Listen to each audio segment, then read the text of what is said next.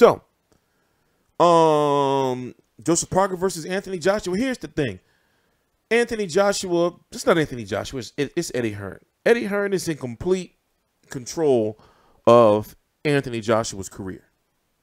And Anthony Joshua, or Eddie Hearn, has been, can you call it lowballing or can you call it promoting? So, for example, right?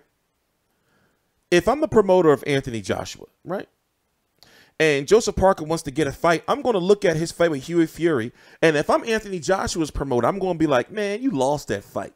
So you don't deserve no 50-50, 80-20. Then I'm going to look at his fight with Carlos Takam. Then I'm going to look at his fight with Andy Ruiz. And you got, like, in a lot of these situations, you got to put yourself in a promoter's shoes in a lot of these situations. So, of course, you're going to go to Joseph Parker and be like, man, 80-20. You know? Of course, you're going to go and be like 80-20 split, you know, and take it or leave it. Then Nate team comes back to the table and be like, nah, we want 50-50. You be like, all right, listen, I'm going to hook you up 75-25. And I ain't budging. You see what I'm saying? That's where you start. So the thing about Anthony Joshua is Anthony Joshua does have options, and Joseph Parker does have options. Joseph Parker's team did the right thing by making sure they had options lined up to make it seem like they wasn't pressed on Anthony Joshua by saying, well, listen, we can go over to the United States and fight Bryant Jennings, you know, on ESPN, and that shit going to get at least 1 million households, and Joseph Parker's going to be exposed to the United States.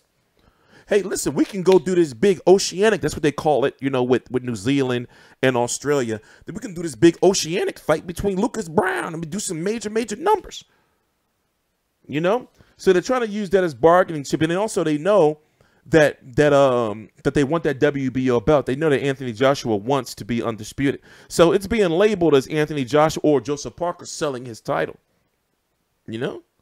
So I've been doing this shit so long that I can peep all through the bullshit. And it's like, that shit don't, you know, I've been doing it so long. And my job, as I told you guys before, or for the new, you know, subscribers or people who are watching for the first time, whether it's they're watching live or they're going to be watching this video a week from now, I study the politics. My job is to talk to you about the politics and shit like that, to let you know, like, yo, this motherfucker's not supposed to be getting no title shot because he's only ranked motherfucker right here. And why is he not getting his mandatory? And what's this fucking WBO international title that Patty Barnes won or some shit, right?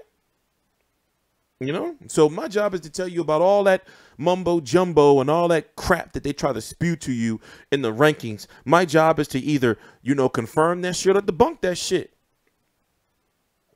Joseph Parker's team is asking for 35, 40, 65. That's about right. You know, truth be told, I think you should get, you know, 70, 30, maybe 60, 40, truth be told. You know, there's a lot of money to go around. There's a lot of money to go around. But at the same time, you got to think, like, we're not the boxers. We're not the promoters. We're not the managers. So, of course, these motherfuckers are going to say to us, well, what does it matter to you how much we get? Now, remember, this sport is called prize fighting. You have a lot of, you know, people who don't understand that aspect of it. You know, and Floyd Mayweather himself said it, you know, during the HBO 24/7 for Shane Mosley.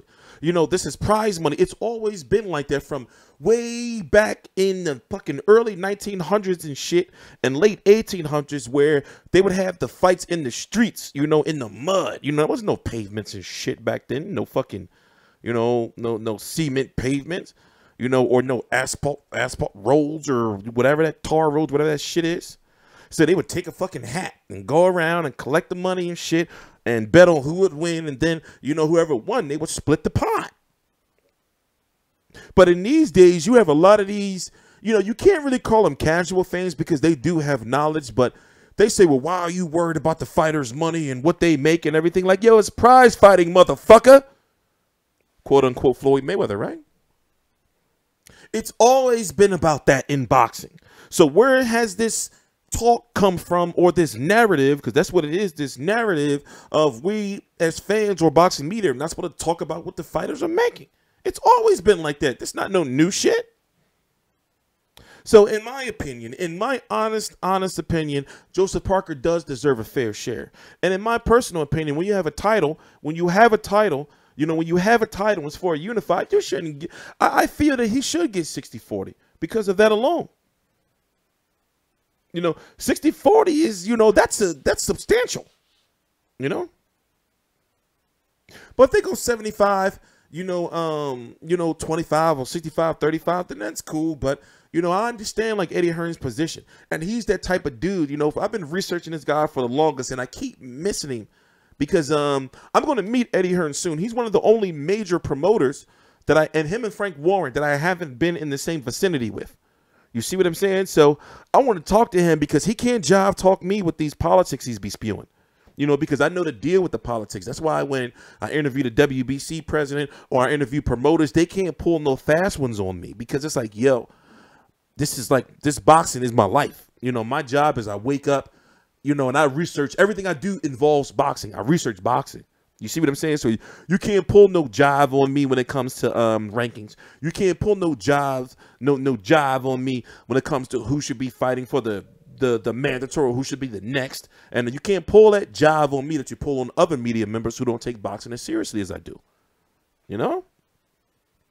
So I can't wait, you know, to meet him one day and just ask him, because I know he could probably go pull some jive like the WBC president did. It's like, yo, bro, I know the rankings and shit. I know, like, I read your rule book front to back. I know your rules and shit. You can't pull that, you know, you can't pull that WBC or WBA or sanctioning body fat cat lip wiggling on me. You know? You can't call them corporate. You know, but they be running that shit like it be corporations, making all these belts and shit. That's a WBC. They'll make some belt for Canelo, then Canelo be like, no, I'm not fighting for it. And then whoever beats Canelo will be able to win the belt. But if Canelo wins, which he does, the belt, they just got to recycle that shit into some more other shit. Right? But anyway, what are you guys doing? You know? I feel like this. I feel that Joshua versus Parker is going to happen next, and Wilder's team, Al Heyman and Shelly Finkel, you know, Lou DiBella is the promoter of Deontay Wilder, but unfortunately, and it is true, you know, I don't know if I want to say unfortunately, you know, Eddie Hearn is right. Lou DiBella don't have no say when it comes to who Deontay Wilder fights. So I look at it like this: sometime in March or April, we're going to see Anthony Joshua versus Joseph Parker, and maybe a week before or the same day, whether it's, you know, Showtime having a card at night here in the United States and the UK having their card, which will be midday over here, or for you guys over in the UK, Joshua's card will come on the regular time it would come on, that you would stay up late to watch Deontay Wilder. I feel, you know, sometime in March or April, you're going to have Anthony Joshua versus Joseph Parker and Deontay Wilder versus Luis Ortiz on the same day or maybe a week apart. You know? About to watch the Vikings game. So, it all depends on how you look at it, man.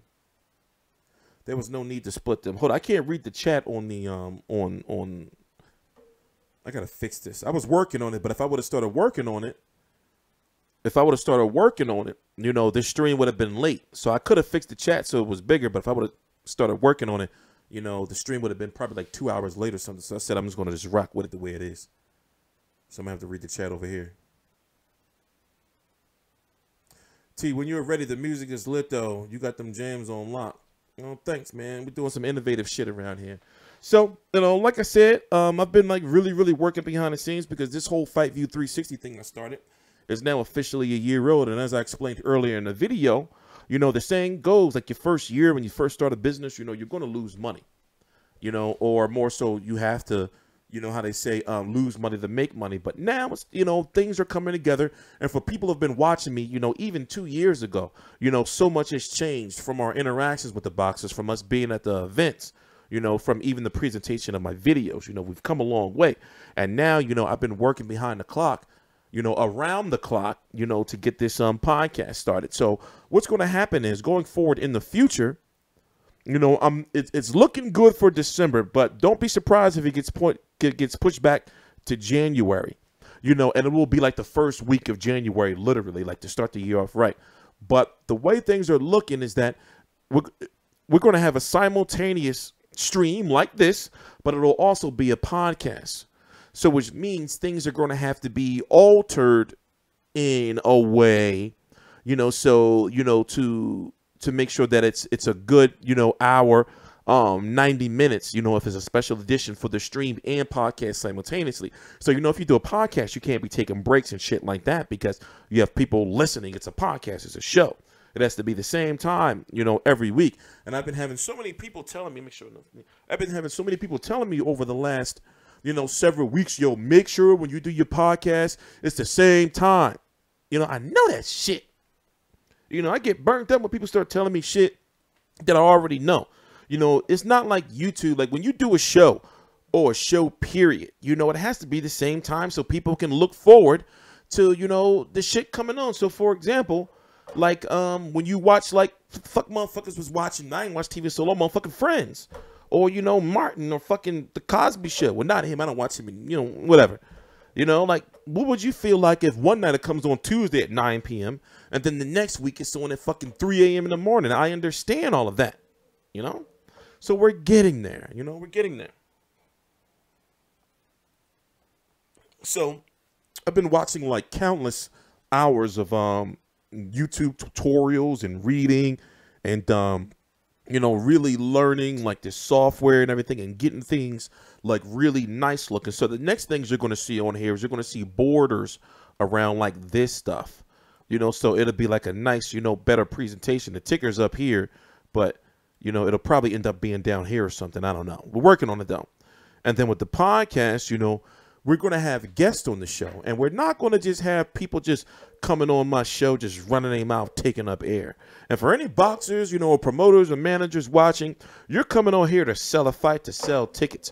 Talk your shit. You see what I'm saying?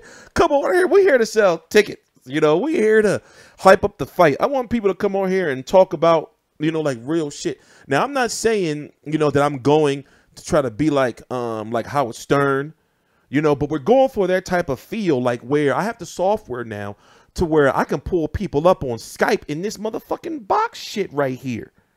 So I can say, all right, let me pull you up on Skype on my phone, right? Pull you up on Skype and then put you on the screen and we can be talking and you can be talking live and we can talk about some real ass shit. And yes, we're going to have call-ins. You know, I want random encounters. I want people to call in on some old crazy shit. But at the same time, the calls are going to be screened, of course.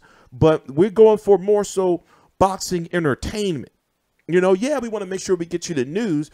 But, of course, there's other sides to boxers, too. Like, what do boxers do in the daytime? You know, have you ever really wondered, like, what a boxer, like, does during fight week and how he's losing weight? You know, having a motherfucker on because, you know, they real cranky during fight week because they trying to make weight. You know, boxers are real on some evil shit during fight week. You know, because they cranky, they're not eating right, you know, and everything. So I want to ask, like, yo, bro, what you do today? What you eat for breakfast? You know, like, so what would you do if somebody had a nice, big, juicy cheese steak or whatever the fuck? You know what they eat up there in Canada? Those fucking fries with the cheese curds and the gravy. You know, I want to ask, like, what would you do if somebody came around just eating and, you know, on some Popeyes or some shit? You know? Like, we want to get, like, real answers to stuff, like getting the president of, or the guy who operates, I think his name is Daryl Peoples, something like that, the IBF on the channel and say, yo, how do y'all come up with your motherfucking rankings? You know? We want to get real, and I'm not going to say we want to. We're going to get real, you know, informative information on here, shit that y'all want to know.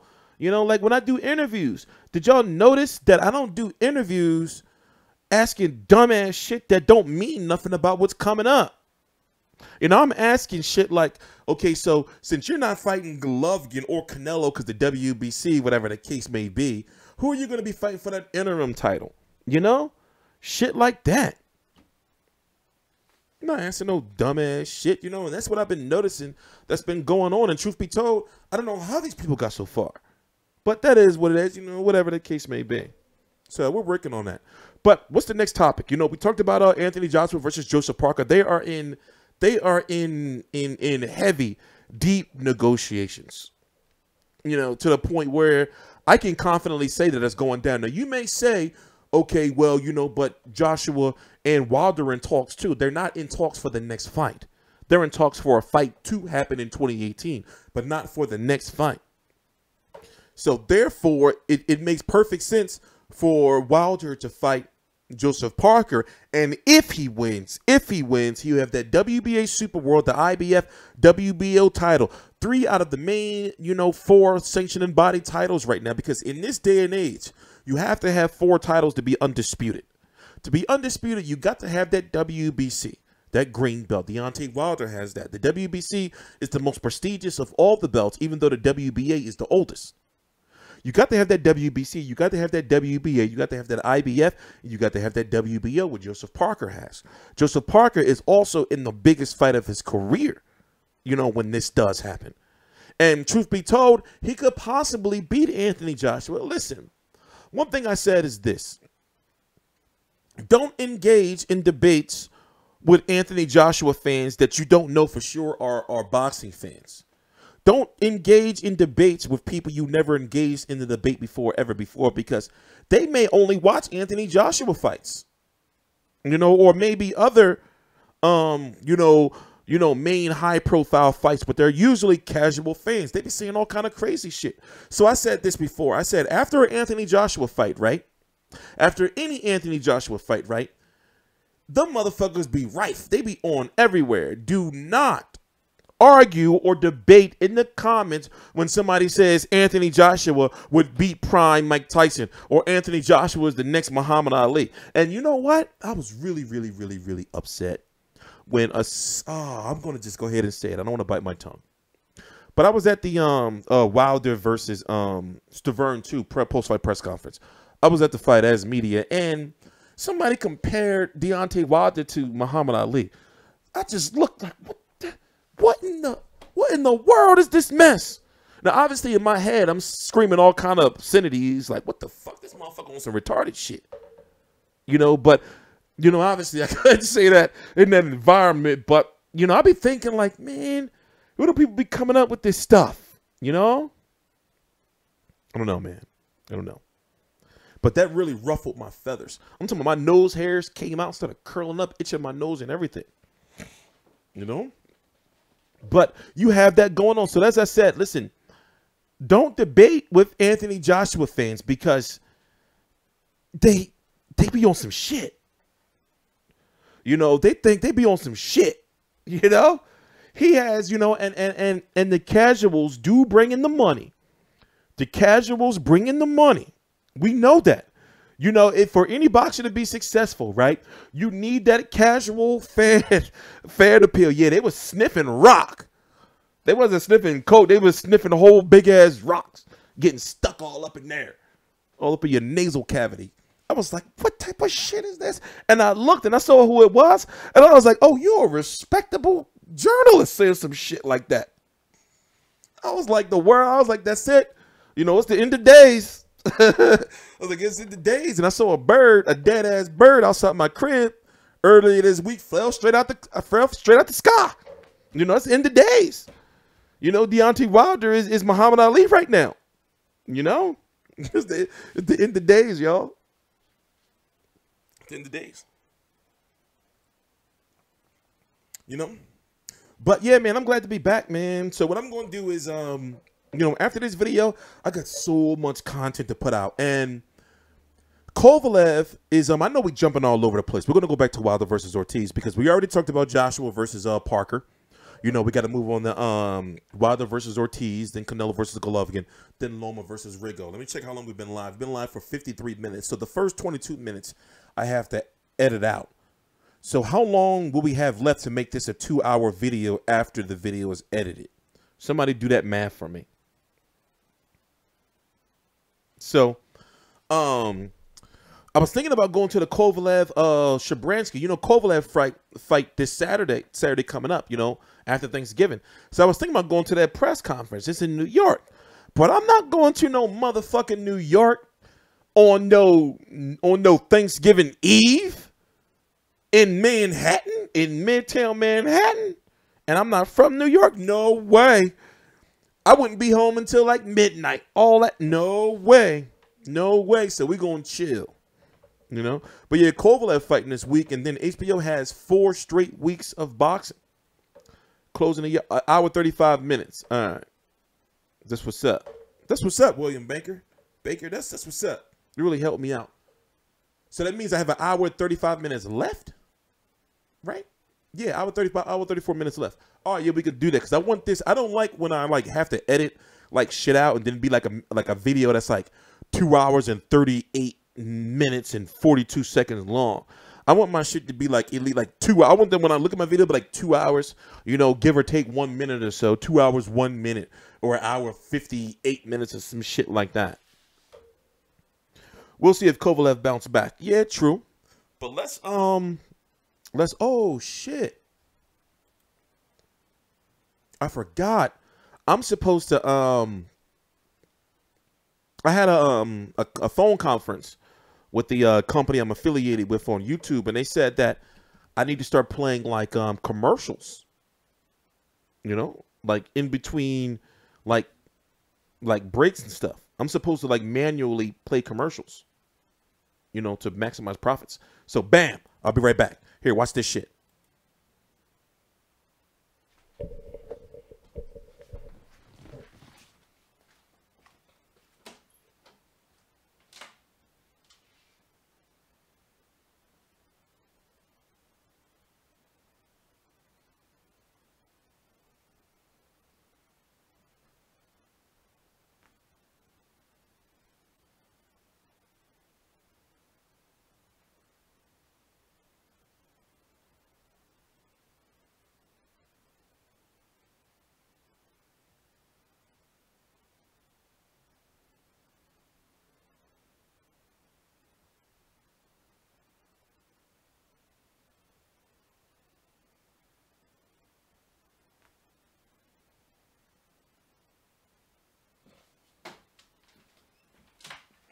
Hey, I wonder if a commercial played. Hey, is anybody still there? Did a commercial play? Y'all probably still watching it for those who did get a commercial. You're probably still watching it. Did a commercial play?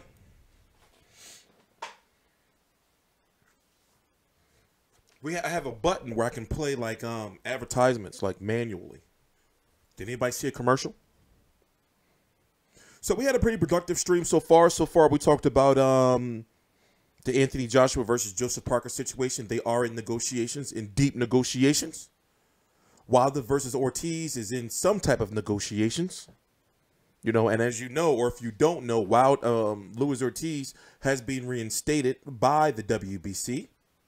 Yeah, some people are going to get commercials, some people are not. But what I'm working on is instead of having this, you know, something like this right here, it's going to be something that's going to be animated. So it's going to be like my logo or something whenever I decide to like take a break or something. So we're working on it. Yeah, some people got a commercial. Some people didn't. You know, but it's a button right here where I can say, you know, like play advertisement, bam, and then advertisement will play. Wilder would duck Ortiz again. Nah, he's not ducking Ortiz. It's like, you know, here's the thing. When Ortiz signed to Al Heyman, I was at that first press conference. Let me pull it up for you.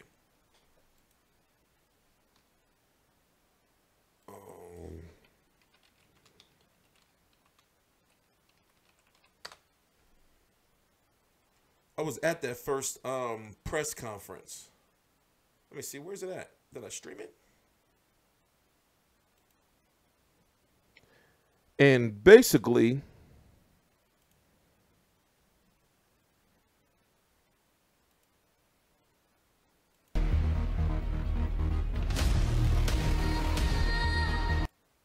that's been around Brooklyn boxing since Brett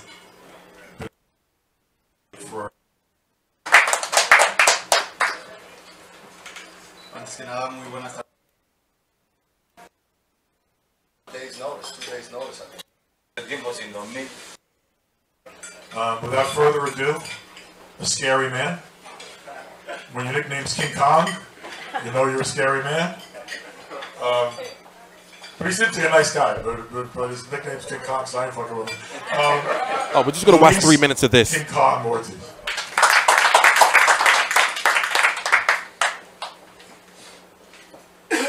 Gracias a todos.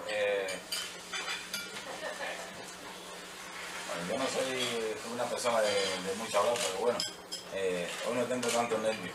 Ayer fue mi cumpleaños y parece que año más me dio un poquito más de experiencia. I'm not a man of many words, but yesterday was my birthday, and this extra year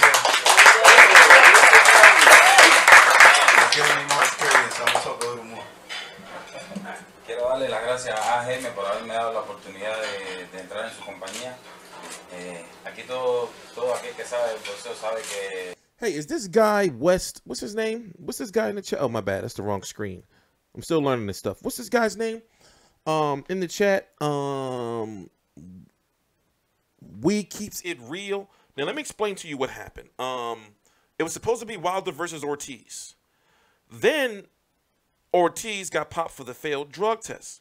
So what the WBC did was they started an investigation. The investigation was, why are you taking this blood pressure medication? Do you really have blood pressure? So while they were doing that investigation, Deontay Wilder didn't and couldn't afford to cancel the fight. So Stavern stepped in. So truth be told, you're wrong, you know, and I don't really want to go into any details than that. My job is here, you know, is to educate you, you know, but I'm going to tell you flat out that you're kind of, well, I'm not going to say you're kind of wrong. You are wrong, you know. So, you know, people want to say that Deontay Wilder has been ducking like, you know, like big fights and everything. It wasn't his fault that Povetkin failed the drug test, even though Povetkin has been cleared and he will be back in the WBC rankings next month. And the drug that he failed, that he got popped for, was a newly banned drug, and also there was not enough scientific data to prove how long it takes for a drug like that to get out your system. I have the legal and court documentation. So, like I said, I'm not just saying this shit just to be saying this shit. You know, like unlike my YouTube competitors, a lot of people have like agendas. I don't come on here to bullshit around a lot of y'all. For example, if you watch my social media, you know, like anybody can get it. You know, I'll be giving you high praise today, but if you get knocked the fuck out tomorrow night, then I'm going to clown you just like everybody else. You know, I'm going to meme you to smithereens. You know? Yes, but here's the thing about the blood pressure medication that Luis Ortiz takes. Because he failed the drug test in the past, just so happens the blood pressure medication he takes, which has been proven, he really does have blood pressure, which leads to make people think like, yo, bro, you're not really no motherfucking 38 or 36 years old. You like motherfucking 45. Like I said, I heard he's Larry Holmes. You know, word is he really like Larry Holmes. But anyway, just so happened the blood pressure medication can also be used as a masking agent. So it's a very complex situation, but I did do an in-detail video on it. You know, but it does look shady because it's like, yo, how like your team didn't fill out that on the paperwork that you had high blood pressure. The shit looks shady. So to me, it looks like, oh, y'all knew that, you know, it can be used as a masking agent, but you really do have blood pressure, high blood pressure, but you didn't put it on the paperwork because you knew it could be used as a masking agent as well, and you just wanted to try to get away with that shit.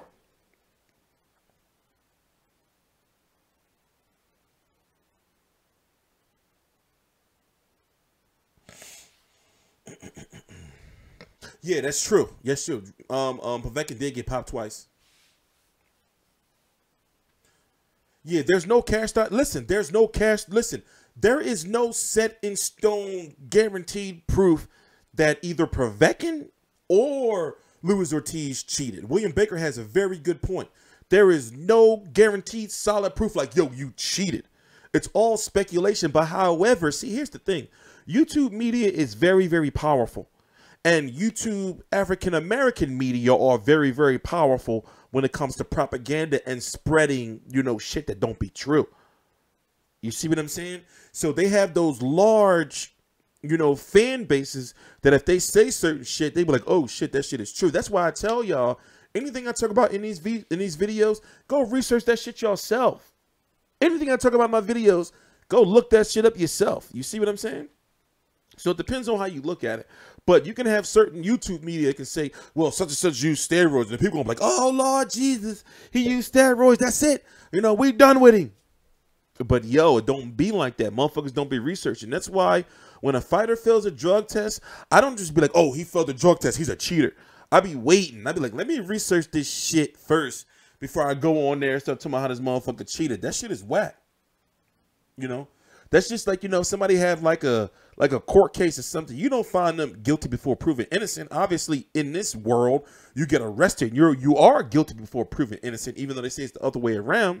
But the same thing goes with the YouTube media when it comes to drug testing and other shit, which is the reason why you still have, writers who kids are not reading anymore. Writing is a dying, writing is dying as far as media is concerned. You know, but you still have writers who are more respected than YouTube media. Why? It's because YouTube media be on propaganda shit. You know? So it depends on how you look at it. But no, Luis Ortiz, like, he's in the clear because he really does have high blood pressure. But it's like, yo, bro, what are you eating during your fucking training regimen, bro? You got high blood pressure? And how old are you really? Like I said, I was with him because I had interviewed him. Let me pull it up for you. I had interviewed him and talked to him. And I was like, man, you know, because I'm 34. I turned 34 at the end of August. And I'm like, man, this motherfucker ain't no motherfucking, you know. Hold on. Let me play this for you.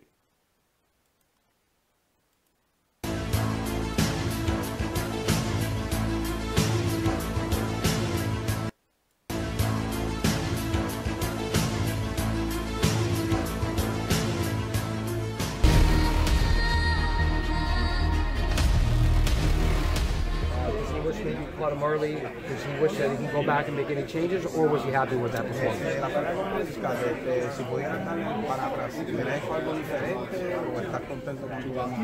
Hubiera hecho algo diferente.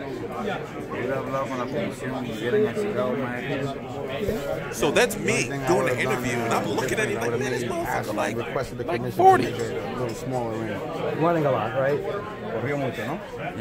Yeah. How do you feel that signing with Al Heyman will benefit you going forward? No, ya, ahí es mejor, es una de las importante. Y yo habíamos hablado hace mucho de eso. Y pienso que él sea el último eslabón para que King Kong logre cumplir su objetivo. So him and his manager have been talking for quite some time, and this was already in the works.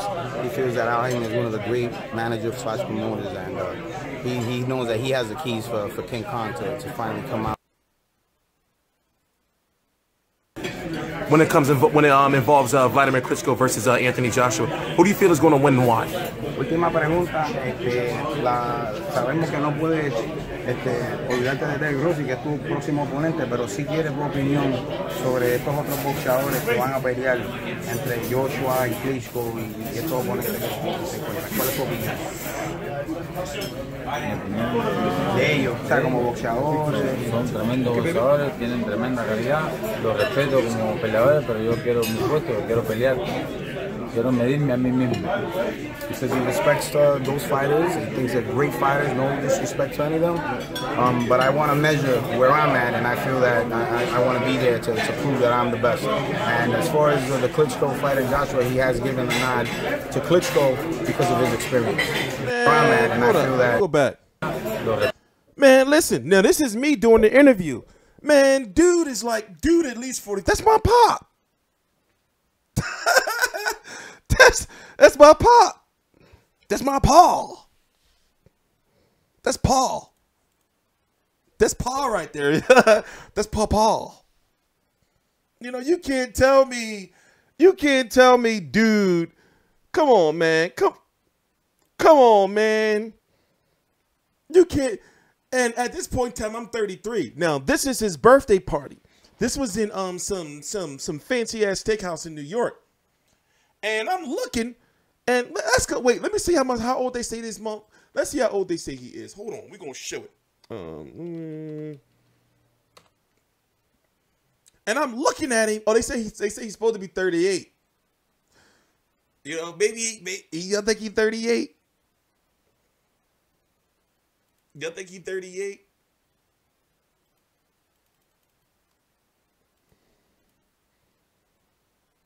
Hold up. Y'all think he 38? I was like, man, that's my Paul. Y'all think he 38? For real though, for real.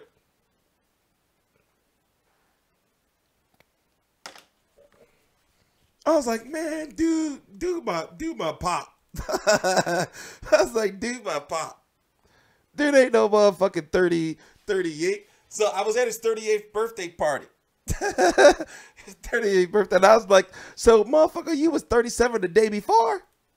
I'm looking like, this don't sit right with me, man. Something about this don't make no sense. And because I'm tall, because for some reason people think that, like I'm some short dude. I'm 6'2". If I got some boots on, I'm like 6'3". So people be thinking I'm some short dude. So I'm looking at it and I'm like, man, that's Paul. That's I was like, that's Paul right there. Centrum Silver and shit. So he got high blood pressure. And I'm thinking, like, you a boxer. Boxers supposed to be healthy as shit. What you eating? Maybe it's hereditary. You think you got diabetes? Don't get diabetes. They take your foot. Fucking ankles swell up and shit. You got to give yourself needles and every day, all that shit. Fucking needles in your fucking... Don't get diabetes. We got to get out there. I'm sorry. Listen, if he's 38... then, I'm a young, agile 15. I'm 15. For real. I'm 15. See how I just tricked, see how I just glamored y'all? I'm 15. Look. You'll see my youth? You'll see my youth?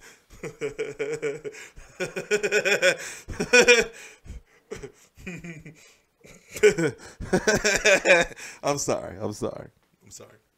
Anyway, yeah, they said I was reading somewhere on Twitter. They said he really just Larry Holmes. Y'all think he Larry Holmes? What if he really Larry Holmes? Wilder said, man, all of a sudden, he got to have his fucking blood pressure pills and he forget. Oh man, this is crazy. All right, let me stop. Let me gather myself. All right. I keep looking at that picture. And this picture right here is like 4 years old. This picture is like 4 years old. He still looked like he like 45 in that picture.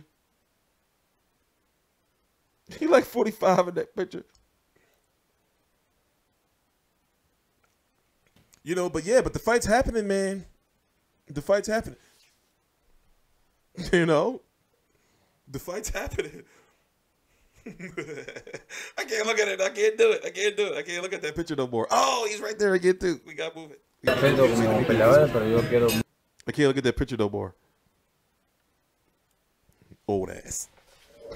It's about some he motherfucking 38. I'm like, man. And then you come from Cuba, too? Come on, bro. Come on. That birth certificate is fake. Up until he came over here and hit American soil, we don't know what his life is before that or was before that. We don't know what his life was before that. So truth be told, only he knows his real age.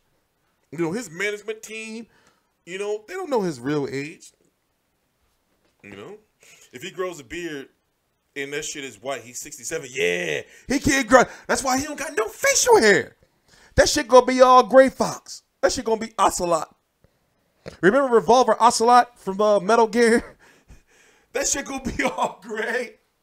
That's why he keep that fucking straight ass baby face. Or he be trying to. He was like 28. Motherfuckers like, yeah, I still look like I'm fucking 16. Yeah, that's why he can't grow no facial hair. We gonna see that gray ass stubble. You notice you never seen with a shadow or nothing? That's a part of the gimmick. He got to keep that shit shaved. But still though, if Wilder was to beat him, they're gonna be like he beat the boogeyman. Wilder beat this dude that was on steroids. He's invincible. How do you know he don't got no gray hair? That shit up the top look dyed. And the day he probably wearing the hat, See, what happens is he's probably wearing the hat, right? Because he couldn't get his dye job done. You know, so that's probably what it is. Because, see, I wear my hats because I'm bald. And I've been balding for quite some time. And I haven't coped yet with the daily disease. And it's the dailiest disease known to man is malpattern and baldness. But him, he's graying and he don't want to show it. That's what it is. I found you out, Luis Ortiz. I found you out. I found him out. We didn't. Damn it. We didn't figure him out, y'all. We didn't figure him out. We done found him out. He ain't fooling us. We too smart. We too smart. He's a silverback. Nah, but seriously though,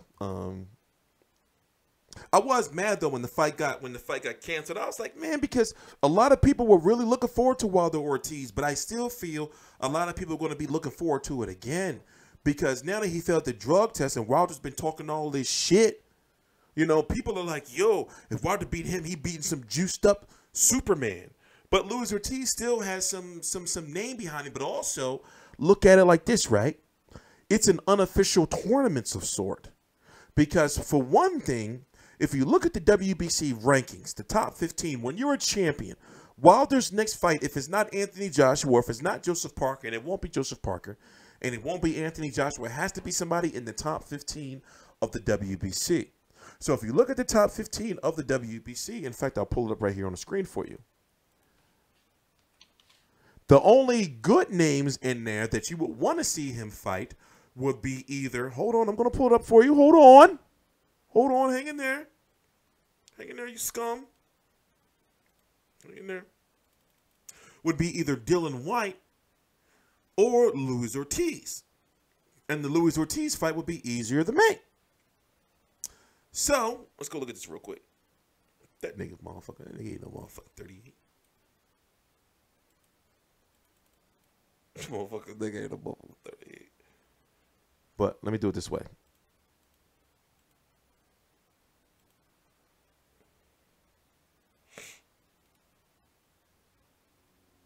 So, when you're champion, you have to fight somebody. God damn it, did they fix it? Oh. When you're a champion, you have to fight somebody in the top 15 of the WBC. Deontay Wilder, right? Dylan White ranks number 1. Dominic Breazeale ranks number 2. Luis Ortiz, number 3. Angel Ruiz, Maurice Watt, Tony Bellew, Johan Duhaupas, Charles Martin, Oscar Riviere, Jed Caballero, who beat Derek Chisora, by the way, Carlos Takam, Lucas Brown, Derek Chisora, Adam Kornacki, Bermain Stavern. So, when you look at this, what fights are the easiest to make and what fights make the most sense? So, Dominic Breazeale is the backup plan. Dylan White is right there, but Deontay Wilder don't want to fight Dylan White unless it's for $7 million. Then you have Luis Ortiz, Angel Ruiz in training camp for something we don't know who yet.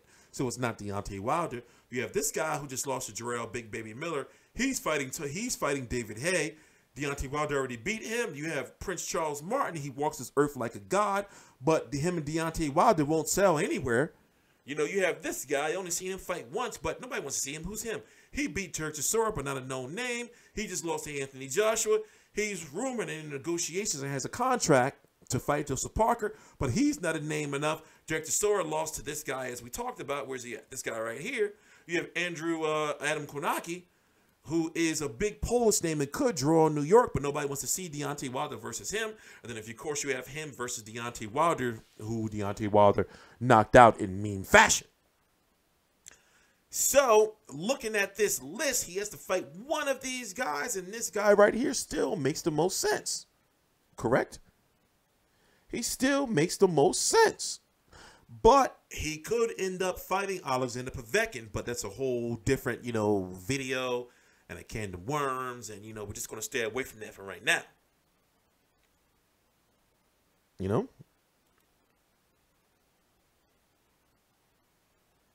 So, I don't know.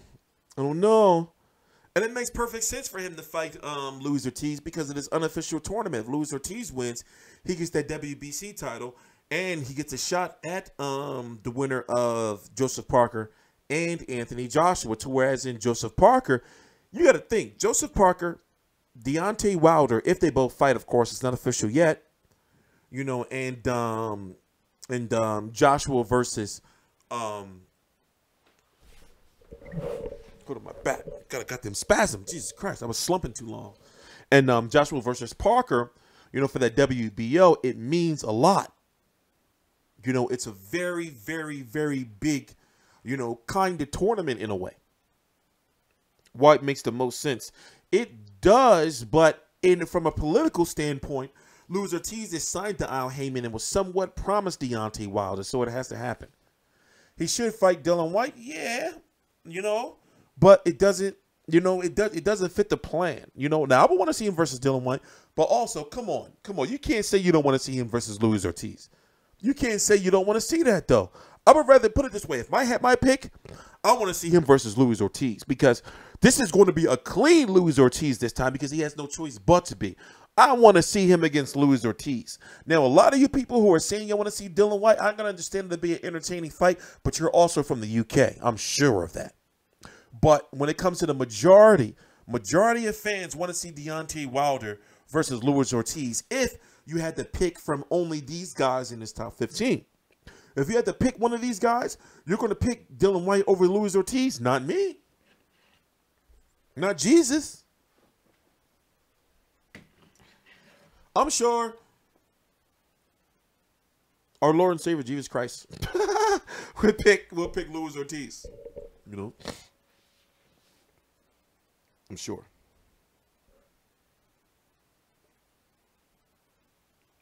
It's cold. Too damn cold. Dillian Whyte has turned into a power struggle between Wilder and Hearns, so Wilder ain't backing down.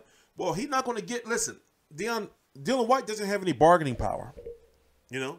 So he's in a tough situation because likely the WBC is going to order Dominic Breazeale to fight Dillian Whyte to be the next WBC mandatory. Dillian Whyte, you could be #1 ranked, but that doesn't mean you're mandatory. It doesn't mean anything. You know, and this is coming from a guy, like I said once before. You know, I'm here to educate you casuals. I know all about the rankings. I know the ins and outs. I know what all the belts mean. I know what the rankings mean. You could be #1, but not be mandatory. You know? So he could be #1. That shit don't mean nothing. And also, if he does fight, no, I'm not from New York. If he does fight Dillian Whyte, and it is in the UK, I feel they could come up with that $7 million for Deontay Wilder. I feel they could.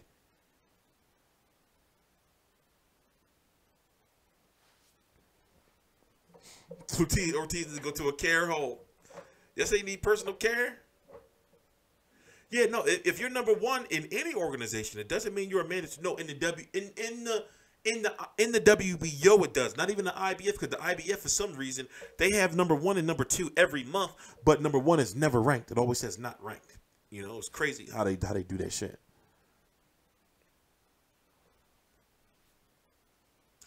You be fair, you wouldn't be surprised if Wilder was juicing. I don't think Wilder's juicing. If Wilder was juicing, that shit would really, really, you know, like fuck up everything for him. You know, hey, can somebody put this We Keep It Real Boxing on timeout? I just don't like him. Put him on 302nd timeout. I just don't like him. Just do it just because. You know, just do it just because. Put him on timeout. I just don't like him. Yeah, I'll do it myself. If you guys can't get to it. There you are. You were on timeout for 300 seconds because I felt like abusing the power. And you're a son of a bitch. Wilder's hands good after the Stavern KO. Well, his hands are bionic now. Remember, he got all those fucking plates and bolts and shit in his hands now. So he's got like that that T2, you know, Cyberdyne Skynet arm now. So he can knock you the fuck out and not hurt his hand. Just like Kell Brook. Kell Brook got 2 replaced fucking metal eye sockets. You can't never break his eye socket again. Kell Brook is bionic now. So if you can't break his eye socket, you know, Kell Brook is dangerous. White is #1 WBC, and Wilder has no mandatory. That is correct. So, as I said earlier, you know, Wilder doesn't have it. Well, even though if you're #1 by the WBC, it doesn't mean that you're the mandatory.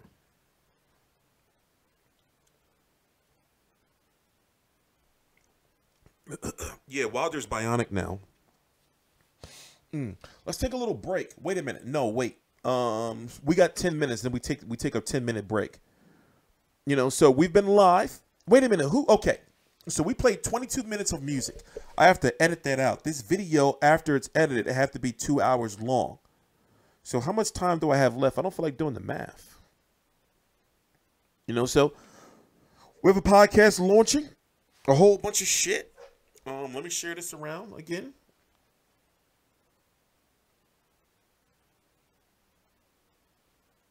Hold on.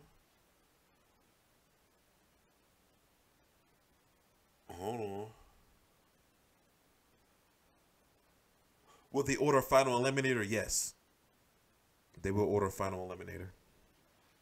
Yeah. I got my new... Oh, wait. I don't want to show you that. I got my new phone. I'm really hype about this. You want to see all these gadgets? I got a whole bunch of gadgets. This is my S... I can't see it. My S7. This is my Note right here. It's my Note. I got a fucking this shit. What's Amazon? Amazon. I use this.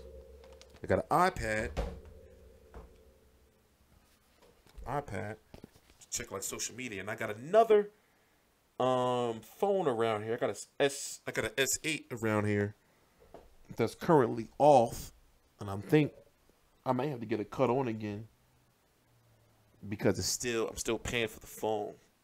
When was the last street fight? My last street fight was in 2013.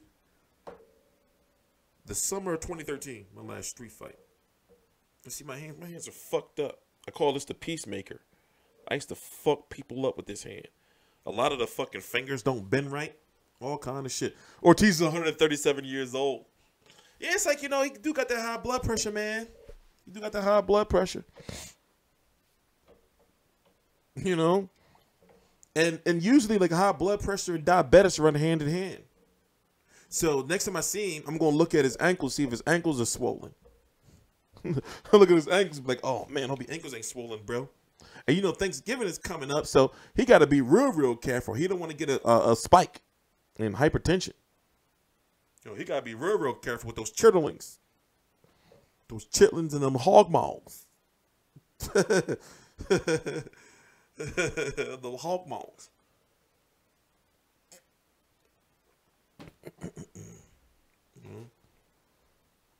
Yeah, but Main Severn did get beat the fuck up.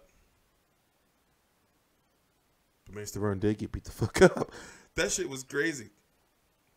You know how he was laying there? Oh, and he got memed to smithereens. Did y'all see all the memes? Oh, I got a lot of them. I got a lot of memes. But Mace Deverne got his ass whipped.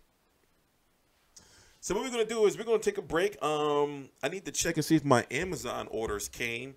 It's like real windy outside. Somebody asked what the weather is. It's like 50 something, but it's really, really windy. You know, blowing my motherfucking trash can all down the street. Shit is whack. So I had to go out there earlier and like put bricks in the bottom of the trash can. You know, so the shit's blowing all over the motherfucking street. Hold on, I forgot what I was doing. Oh, checking my Amazon orders. Yeah, that shit was whack.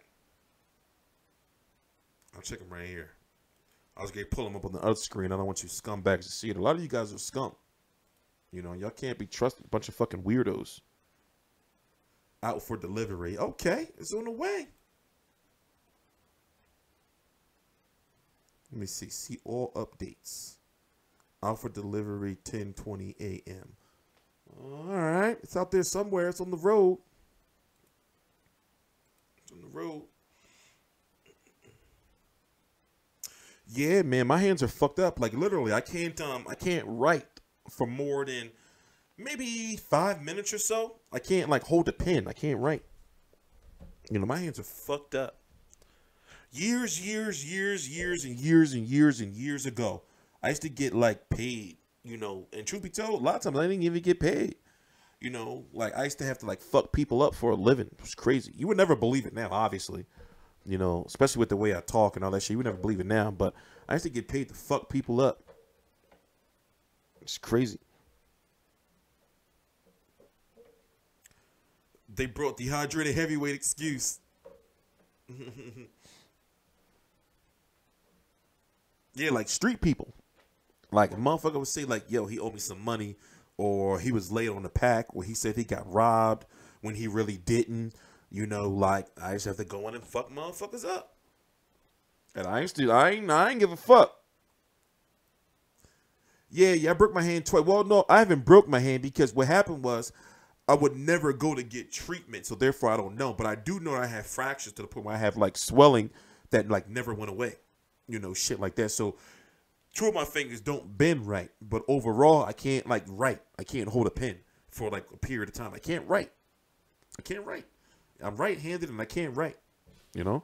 So that's why I'm so glad like technology has, you know, changed to where like I type a lot of shit. But I can't hold a pen. That shit be painful as fuck. If I gotta fill out an application for some shit, you know, not for a job, but even when I had to fill out for a job back then, I can't hold a pen. That shit be hurting. You know, then your shit lock up like on you. You'll wake up, your shit is just like this, and you gotta fucking all that shit. That shit is crazy. Shit is crazy. You know? So I know when I get old, like that shit is really gonna be bad. You know, so I don't have any like problems with my hands, like as far as pain when I wake up. But if I'm like texting or holding a pen and having to fill out some shit, like some type of something with a pen, oh yeah, I'm fucked up. My hands is fucked up. You know? How'd you get in that line of work? What, this line of work? One day I did a video back in 2010 and it just went viral.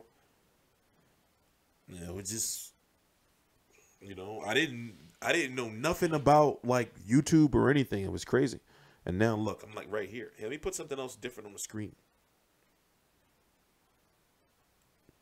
So, even though we talk about other shit, you know, during our streams, we did go into detail about Wilder versus Joshua. And, no, excuse me. Yeah, Wilder versus Joshua, Wilder versus Ortiz, and Joshua versus Parker.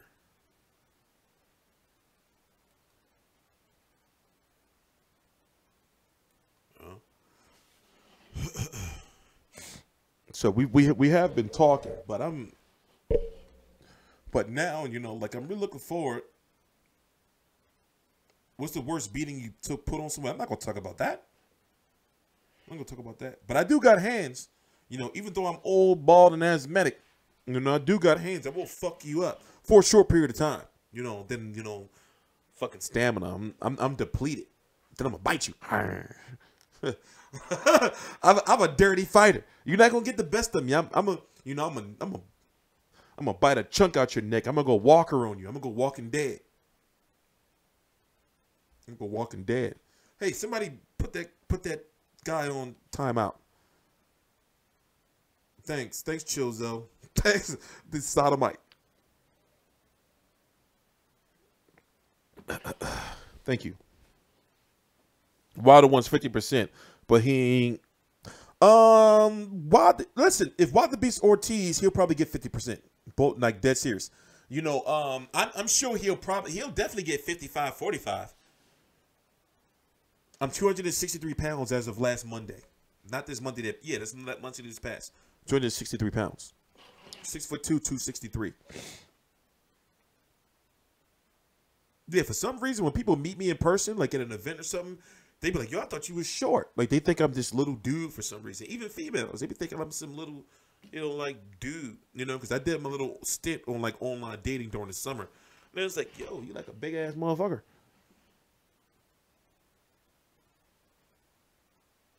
How many seconds would it take for AB to put you down or for me to put AB down? Hey, you're going on timeout. You tripping. I would knock AB the fuck out. I ain't one of them bums he be knocking out on the strip in Vegas. You're on timeout. I ain't one of those guys. For one, here's the number one rule. Don't never let Broner walk up on you. You know, like that was dude's first mistake. You know, like he knocking out people in Vegas. Don't never let, for one, that's like a common rule in any type of like society, right? Don't never let nobody walk up on you. You know, yeah, for some reason, like people be thinking I'm short. They be like, wow, you're TstreeT. They'll look up and it's like, you know what the fuck, yeah. Yo, to show my top half. What am I supposed to be doing? You know, show my crotch? Yeah. Wilder should fight Parker. Wilder's not going to get Parker because Parker said the offer's too low. And also, Parker can make more fighting Anthony Joshua, even if he was to accept 70-30, you know? Or 30% for Parker. So that's the issue. You know, like Parker can make so much more, you know, fighting Anthony Joshua. For example, Parker can make about maybe 1.5, maybe, which is really, really slim. You know, 2 million fighting Deontay Wilder. If he fights Anthony Joshua, he gonna make 3+. You see what I'm saying? He gonna make 3+. Oh, I'm gonna kill him. If you went back in time, you become a boxer, you would dominate. Yep, no, because when I did have the chance, you know, it was conditioning. You know, but ring IQ, yeah, I probably would, but I don't think I would take training seriously enough. You know, training, when you're a boxer, you have to dedicate your life to it. You know, you can't be like, oh, I got to fight, I'm going to train for these next 8 weeks and start preparing maybe like 12 weeks earlier. Nah, when you're a boxer, you got to really train all year round. That's the mental part that gets to a lot of boxers. They can't do that. I thought you said a year ago you were 200 only. Motherfucker, was a year ago. Motherfucker, I gained motherfucking 50 pounds. Hello? Hello? Common sense, right? You know, and yeah, I was working out heavy, and that was in 2015 when I was working out all heavy. You know, and I was real slim and cut. I was going to the gym like every day. I can get back to that. I have no issues in training as far as getting my body in shape, but it's about staying there. So, for example, I can cut weight in, you know, I can cut these 60 pounds and be like in good shape in about 2 months. You know, that's realistic. You know, but the issue I have is even though I can get in real good shape in a short period of time, and I've always been like that my whole life, you know, my weight always fluctuates, you know, but it's about staying, you know, that way. You know, so I've always had an issue, you know, not always, but over the last 6 years where I will put on 50 pounds, lose 50 pounds, put on 50 pounds, lose 50 pounds, you know, and that's not good for your body. You know, it's not good. So we got to take a break. So what would you like to do in your break? But it has to be non-copyrighted content in your break because I can't, since we're in the middle of the video, I can't edit this out. You see what I'm saying? So we have to take about a 5 to 10 minute break, not even 10 minutes really. And then we got to jump into Canelo versus Golovkin, and then Loma versus Rigo, Saunders versus Lemieux, and then we got to talk about the call Frampton. Also, we covered the call Frampton fight live yesterday. You know, we were there. FV360 was there, and we do have some content from my colleague and the head of FV360 over in the UK. See, a lot of people don't understand that I'm not doing this all by myself. So even though it's me, obviously at the top of things, still, you know, I have partners and colleagues that are very, very important. So it's not just me. Memes, yeah, we could do some. We could do some memes. I'm talking about video content. You know, something I can have playing in the. I tell you what, Rigo highlights. We could do that. We could do Rigo highlights. Play some YouTube rock music. I do feel like jamming out a little bit, but the only problem is I can't play music this late in a video, you know, unless it's non-copyright, because then I can't edit it out. Therefore, I'm not going to make no money from this video, which is fucking pointless. You know, so, I tell you what, I know what we're going to do.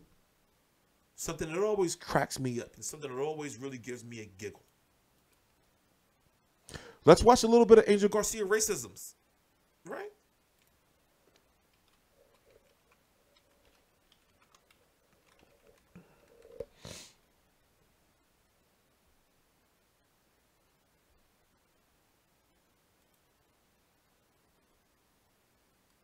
Always cracks me up. Take it back. I'll be right back.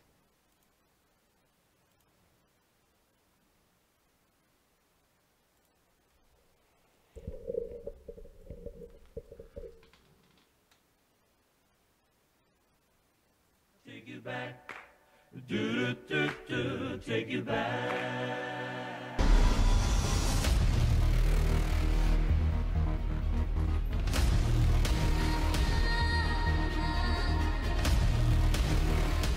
time to clear the air, man. It's been a lot going on, and I'm gonna get a lot of shit if I don't ask you. Yeah, go ahead. So I'm from Philly. I know you're not racist. I don't know. Listen, brother. No, I know. I was born in Puerto Rico, came to America when I was 6 years old. I lived in Reese and Lehigh before that neighborhood what it is today, North Philly. It was still Polacks and Germans living around there. Okay, I went through hell. I went through hell racism in this country. My parents couldn't even speak in front of nobody Spanish. They tell you, speak English. And I couldn't understand why they told my mom. My mom used to whisper to us in Spanish in public. Whisper to us. I couldn't even get free lunches in school, and they were free. That's when it was 15 kids in the class. Why you think I didn't get free lunches? Because I was Latino. There was no Latinos in this country when I was here. That's when 20th and Green down there was all Boricuas. And they took them all out. Now it's the suburbs up there. Okay? I went through racism in this country. I grew up in black neighborhoods. I'm from Pike, 8th and Butler. Okay? That's where I'm from. That's black neighborhood. Okay? I went to black schools, black neighborhoods. So how the hell am I racist? But I fucked me a couple black girls. but do you understand, like, to people, for example, in the UK? Huh? For example, to people in the UK or the people in Australia. They racist too. Come on, how you gonna think they're gonna dirty the water and then drink it? They racist too. So when you call, how many were you champions in Europe? American champion. How many be on star promotion in Europe? American team. You got and let them go out there as an opponent. Yeah. How many you see? That picture on Instagram Explorer page a couple days ago. 20 Chinese champions. How many Americans you seen on that? So, but do you understand, like, how? Like, do you, like, I'm Chinese restaurants around here in the hood. Chinese restaurants. Go see their apartments upstairs, see their renting. Empty pigeons live in them. Because they scared to rent to the blacks and the Latinos. And you don't know what the hell they sell us. Because you get beef and you get broccoli and beef, and you get a whole lot of beef. But the last time I remember, beef expensive. How the fuck you get a plate of beef like that for the Barclays? Whatever you call it, Barclays, what the fuck it's called? I'm Puerto Rican, see? I'm Latino. Eat beef and broccoli. You get a whole bunch of beef for $3. How the hell that happen? Yeah. When the steak is expensive as hell. Come on, when you walk into these motherfucking Chinese restaurants, smell like cat. Like cat pigs. Black schools and black neighborhoods. Killing cats in the basement, brother. I got rental friends, bro. They told me that shit. They eat that shit in America. Well, thank you for call that. Me racist. I'm bringing everything out to the open. They call me racist. I'm gonna be a racist. I'm gonna be, and we got AK. We getting ready for this war. But my team, we got AK-47. We ready. We got fucking ammunition. You motherfuckers want to go to war. We got guns too, and we ain't scared. We ain't scared, and we not trying to threaten nobody, but we getting ready for the revolution too. We got guns, we got AK, we got machine guns, we got all that shit. So as far as Keith Thurman is concerned, you wasn't trying to, be racist towards him. Listen, brother, he said I was humble. Yo, I want y'all to peep something, yo. Peep this guy right here. Peep how he go and come in and be like, let me see what the fuck ain't you talking about. And then how he look at me. I gotta be how he come in and just start looking at me. Watch this. Watch this. Okay? We ain't scared, and we not trying to threaten nobody, but we getting ready for the revolution too. We got guns, we got AK, we got machine guns, we got all that shit. So as far as Keith Thurman is concerned, you wasn't trying to, be racist towards him. Listen, brother, he's yo, he gonna get me. He gonna get me. He gonna get me. He gonna get me. We ain't scared, and we not trying to threaten nobody, but we getting ready for the revolution too. We got guns, we got AK, we got machine guns, we got all that shit. So as far as Keith Thurman is concerned, you wasn't trying to, be racist towards him. Listen, brother, he said I was humble. I spoke, Danny spoke. I spoke, his trainer spoke. He got in the mic and said, I'm going to knock you the fuck out, Danny Garcia. I'm going to knock you the fuck out. That's what he said. And I said, you ain't going to knock nobody the fuck out, you bitch ass blank. That's what I said. So why he say he got knocked, he couldn't say, Danny, I'm going to knock you out. He had to say, fuck you up, Danny. I'm going to knock you the fuck out. Yeah. So now he talking slang word. Now he talking hood shit. Now he talking gangster shit. Now we got to fight. But you're not a racist. Come on, man. Listen. If I was racist, brother, just say if I was racist, you think I'd be here talking to you? You won't be in here. No, I know, hey, I Listen, know I work though. for Russians. I know though. I work for a lot of people. I work for Russians. I work for Pakistanians. I did everything. I sold ice cream. I sold water ice. I did everything. I sold drugs or cocaine. I sold every motherfucking thing in the world. I sold fucking rocks to a fucking crackhead. And I'm not talking about ready rock. I'm talking about rock, like concrete. Yeah, I sold motherfucking rock. You know what's a rock? Solid rock to a crackhead. Now you can take a motherfucking, you take a motherfucker. Okay, a salesman to do that. Okay, so what's concrete, you know what's concrete? Not ready rock, concrete. What's the I take the motherfucking money with a fucking orange chip gun by myself.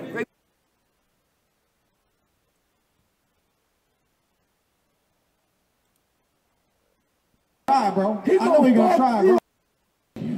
You know, two of the best welterweights going toe to toe. Someone's O's gotta go. I mean, I'm truly looking forward to this fight. I asked for this fight. I asked for the Porter fight. I'm just blessed to finally get the fights that I've been asking for. And man, me and my team, we're looking. Yeah, see, Angel's not racist. As I said before, in the videos, you have to be from Philadelphia or where like Ricans are from. They get a pass for saying nigga. Like he's not. Put it this way, he's not racist. You know, he's racially insensitive when it comes to a lot of shit, but he's not no motherfucking racist, especially when it comes to black people. You have to understand, like, how it is up in Rican land in Philly. You know, like, anywhere, like, past, like, I'm going to say, like, fucking 12th, 11th, 10th, definitely 10th, you know, on up from in Philly, like, all in Rising Sun and Glenwood, all that. You know, the Ricans, they're not racist. You know, it's hard to explain if you're not from here. You know, but he not racist. Like, you know, like they get a pass. He can say nigga. You know, he can say it. Forward to it. We're having a great camp right now. I'm loving the weather in Florida. You know, I'm here in the cold for a little bit, but luckily I get to go back to the Sunshine State. But I'm telling you guys, man, this fight you don't want to miss. I mean, there's just too much action. There's too much on the line, man. I remember this kid from the amateurs. I know that they remember me too, you know, and, you know, I applaud him for everything that he's accomplished in his career. But most of his accomplishments were at 140, not 147, and that's why he's stepping up trying to make a statement March 4th. The only problem is he signed the wrong contract. Who you talking about, Sky? You talking about Angel? Turner got this. One time, all the time, KOs for life. I got 2 12-round fights in the Barclays, third time's a charm. Danny Garcia, you're getting knocked out. Man, come on, ponytail. Hey, ponytail. Look, this is the third. This is the third father. This is the third father I got to deal with, right? This is the third daddy, right? You lost, ponytail. So, all right, right. Ponytail. So this boy right here, right? This dude, lost, ponytail. You're gonna talk shit, right? The same way that you used to wipe the shit off of Danny's ass when he was a child, right? When he was a little baby, you used to handle his shit, right? You used to handle his shit when he was in diapers, right? And now you're trying to handle his shit now. I'm the fucking You ain't nothing but a loudmouth chump. That's what I'm saying. Your boy keep on top 30. Get your tickets now. Come through. Be here March 4th. Cause you know what, nigga? Shut like this they dude say, up, nigga. man. Bitch ass Put his nigga. son to sleep. You in the East Coast, Let's see how he talks when his son is laying down on the blue mat. We'll see how he do. He gonna fuck you up. He gonna try, bro. I know that. He gonna try, bro. I know he gonna try, bro. My nigga. I know he gonna try, bro. He gonna listen. You getting paid? I know he gonna try, bro. Turn the fucking mic off. But this is the time he's gonna fail. Turn the fucking mic off. This is the time he's gonna fail. Listen, young fella. This is the fight that you ain't supposed to be. Let me tell you something, young. This ain't the one that you're supposed to mess with. Nigga. Listen, bitch. Okay. You getting fucked up.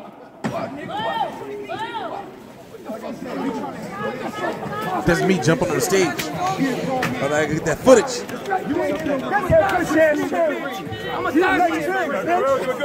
You see me jump on the stage? I had to get that footage. I had to get that footage, yo.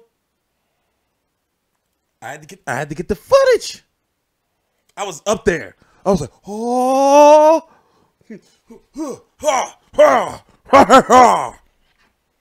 I bullied my way through the crowd.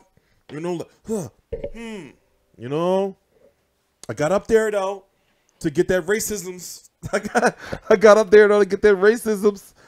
You know, because I'm standing there. You know, and I told this story many times before. Like when you be at these events, you got to always be prepared because you don't know what the fuck is going to go down. You know? Like whether it's one of Bermain Staverne's speeches or Angel Garcia calling somebody a nigga. Like you don't know what the fuck is going to go down. You know, so at these press events, you know, you always got to be prepared. So I'm looking like, oh shit, I was frozen for a little bit. You know? I was frozen for a little bit, and I was like, oh, shit, let me get the fuck up there. And I saw it was like this big-ass empty piece of stage, and I said, take your chance, TstreeT. You only got to take a chance. You know, and I got up there, you know, and he was like, you bitch-ass nigga, dynamite. I was up there, yo. I was in there like swimwear. Seriously. No, on some real shit. On some real shit. See, here's the thing. If y'all don't know any better, Angel Garcia is very powerful. You know, especially in Philadelphia, especially in like Rican land. You know, if you're not from Philly, you won't understand. But yo, they got some shit. So you can think that they all talk. If you're not from around here, you will not know any better. They got some shit up in there. You know, if he say he got AKs, dude got AKs. For example, when I talk about my shit, people would never believe it. You know, and that's one thing in life that I learned a long, long time ago. You never underestimate anybody you don't know. You know, but one thing for sure is they got that shit. You may not want to believe it. You know, but, you know, Team Garcia, they strapped. Period. You know, so fuck around if you want. And think like, man, he don't really got no AKs. You're going to get your ass lit up. You know? You gonna get your ass, yeah. But Bermain Staverne he's a character. He's a character. You know, he's a character. You know, the Latin Goonies, yeah, that's true. You know, put it this way, like I said, there's no better way to say it. It's no better way to say it. I'm gonna say it straight, plain, and clear. Danny Garcia and Angel Garcia are very powerful in Philadelphia. Fuck around with them if you want. Your body will not be found. It is no. It is. If they do find your body, it's gonna be all fucked up. You know. So it's just, you know, like people who ain't never been through nothing, I guess, or people who are not from here. You know, like I said, in life, this is just in life. Never underestimate nobody, ever. Period. You know, that's the best way. You know, like to say it. Never underestimate nobody. Period. You know. So. But when it comes to boxing, obviously, you know, they can't go motherfucking killing Keith Thurman, right? You know? But, you know, if you like some regular street motherfucker, you think you're going to try to do harm to them or their family or you'll be talking shit, yeah, you're going to get fucked up. You know? You're going to get fucked up. You know, so Danny Garcia, where he's from, the hood he's from, he's the king in that hood, and they goons up there. You know? Just, you know, like y'all won't understand, you know, especially if you're not from the hood or if you're not from where he's from. So Danny Garcia is a very likable guy, cool dude and everything. But where they from, you know, they are well known and they're well respected. So you can't, you know, you can't underestimate them. You feel me? You can't. You know, they will get your shit fucked up. You know, but what's the next topic on the list? We got to talk about Canelo versus Golovkin. Did y'all notice Canelo was in Ireland yesterday for the Carl Frampton fight? What y'all think about that? Y'all think he was there just to support his homie, Horatio Guerrera, and also Eddie Reynoso, who trains Canelo, trains Horatio Garcia, who Carl Frampton fought? You think he was just up there for that? Or did he have maybe a meeting with Frank Warren, you know, about some things? Even though Oscar wasn't there, but they can still talk about something. It is not guaranteed. Of course, you know, Golden Boy and De La Hoya, Eric Gomez, you know, those guys are saying, yes, you know, Canelo versus Golovkin 2 will happen. But remember, they're not saying when. They're not saying when. Yeah, you know, Canelo did go back to his homeland. You know, he is really like Irish looking. Yeah, me and Meek Mill live like 2 blocks away. Well, 3 blocks away. It's crazy because growing up, Like, he was, let me tell you who Meek Mill was. He was that kid that used to piss people off, like where you'll be running on playing basketball, right? Running on the court. And they'd be like, young boy, get off the court, man. We about to start hooping. He'd be like, fuck y'all niggas, man. You know, y'all niggas, you know, he'd be talking that shit. And he the type of kid that would take your basketball and run with it. You know? It's crazy like how, like, you never understand, like, or you never know who people are going to be. That's why you can never, like, count anybody out. You know, but yeah, we grew up literally, like, in the same neighborhood. Like, I've seen the kid so many. He's not a kid no more. He's a grown man. I've seen him so many times. And I remember when I was a bartender, he used to come in the bar I used to work at, and I didn't listen to rap music, especially like this, the battle rap. I didn't listen to none of that shit. So I used to be wondering, like, yo, he looked familiar. Like, that's the kid from the King Center. You know, but we didn't, like, we never knew it. Like, he was a kid. Like, he's younger than me. He's like, what, 6 years younger than me or something like that? Maybe 5 years, 6 years younger than me. So at that point in time, I'm 15, 16. You know, he's 10, you know, 9, 10, 11. So he's like a kid compared to me. I'm, you know, like, but it's weird how that shit works. It's weird how that shit works. Yeah, he was, I mean, he was considered like a bad kid in the neighborhood, I guess. You know, if that makes sense. You know, but overall, like, I never, like, you know, I have friends who were close with him. One of them ended up turning out to be a rat. So therefore, one of my friends was real cool with Meek Mill. And then he ended up turning out to be a rat. So therefore, Meek had to cut ties with him from my understanding. But long story short, I was never, you know, like, I was never into, like, you know, like, that rap music and shit like that. So I never, like, followed him. And it wasn't until I was bartending, people would say, yeah, Meek Mill, you know, coming to the bar, and now he was in here earlier. I'm like, what the fuck is that? You know? I didn't know him as that. You know? So it wasn't until one day, I was in one of my last years in college. I see him in a video, you know, and I'm like, that's the fucking kid from this. Like, that's Meek Mill. I was like, that's the Meek Mill motherfucker I've been hearing about. I didn't know, you know, I didn't know. But yeah, we literally grew up in the same neighborhood, like literally, you know. So for example, my name is TstreeT, you know, like TstreeT for Turner Street. He grew up on Burks. If you look it up, it's literally right is right there. You know?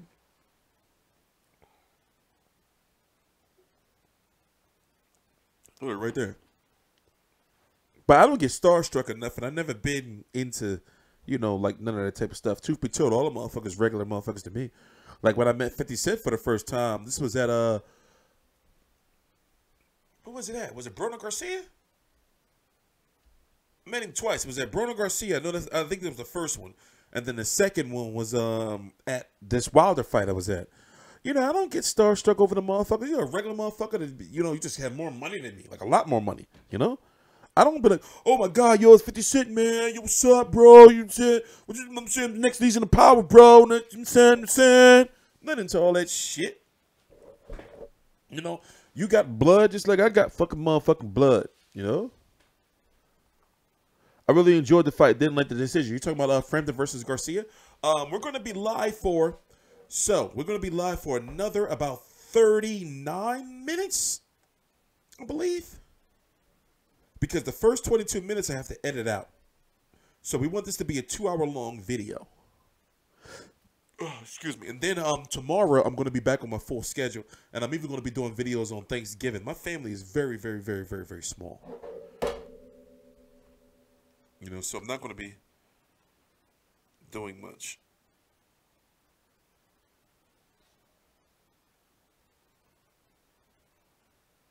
So what I'll likely do is, hold on, let me share the video around one more time. Fucking fly. Where'd you come from? It's cold as shit. Where's a fly come from?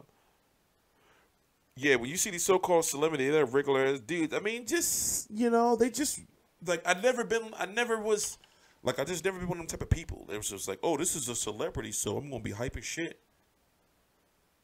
Like, they're just regular ass people. They just got a nice job and shit.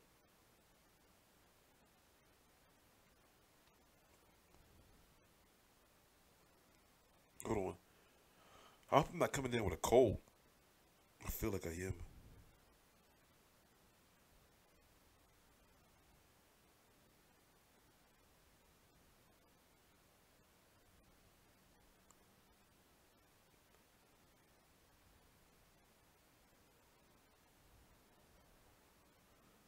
Let's say I'm going to be live for another 35 minutes. Live. I got to watch Survivor Series with my pop tonight. I'm going to fall asleep on this shit as I always do. Wow.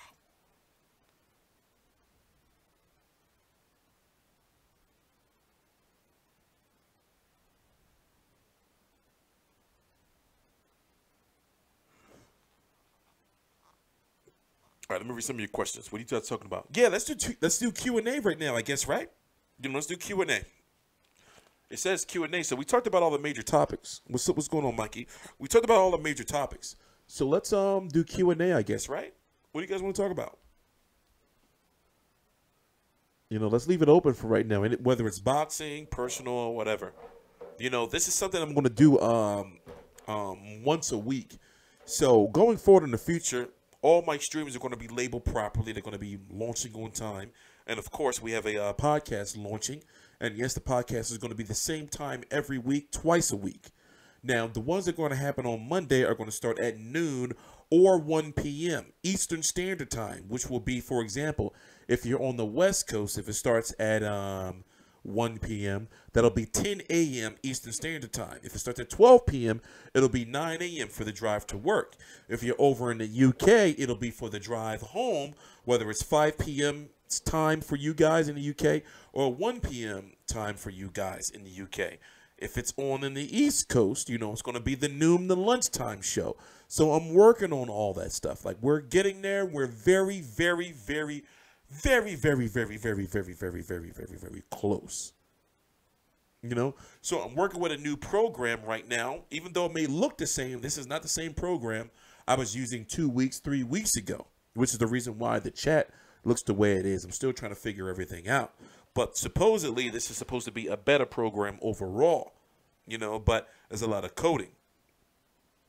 What fight do you want to see in 2018? Wilder Joshua or Joshua Wilder? Joshua's the A side. 3-hour difference in the States. No, it's a 5-hour difference. Well, where are you from, Richard? So the way the podcast is going to work is, like I said, I'm finalizing the time. It's either going to be 12 p.m., which if it's 12 p.m. Eastern Standard Time, my time, that means it'll be 9 a.m. on the West Coast in L.A. and Las Vegas, places like that. In the UK, it'll be 5 p.m. So over on the West Coast in the United States, it'll be for the drive home. No, for the drive to work. Over here where I'm at, it'll be the lunchtime show. In the UK, it'll be the drive home show. You see what I'm saying? So that's what I'm working on. But I've been doing like lots and lots of research and watching lots of tutorials on like so much stuff.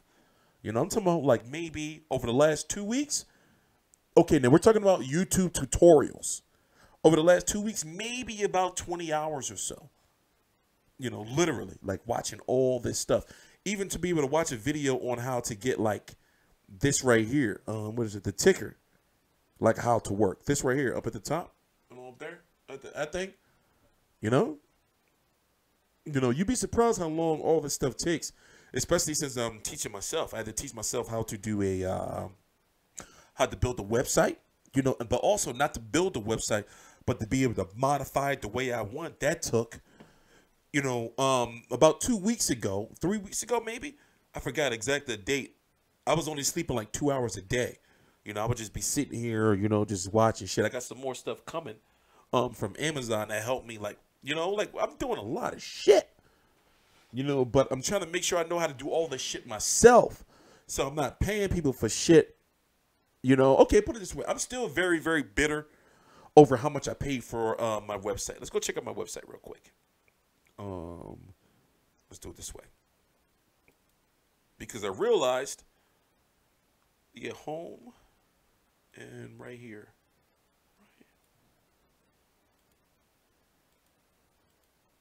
And this is going to get faster too. I realized that I paid too much. I could have did all this myself. So this is my website. As you can see, we have, our Twitter feed.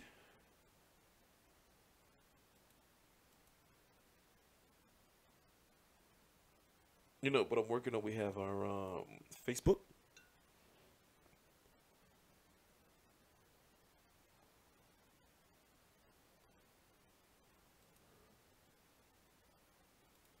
like this. For example, here, let's watch this real quick. But yeah, we can watch this. We can watch this. Shout out to my partner, the sportsman, Chris over in the UK. Chris, a cool ass dude with the sportsman right here.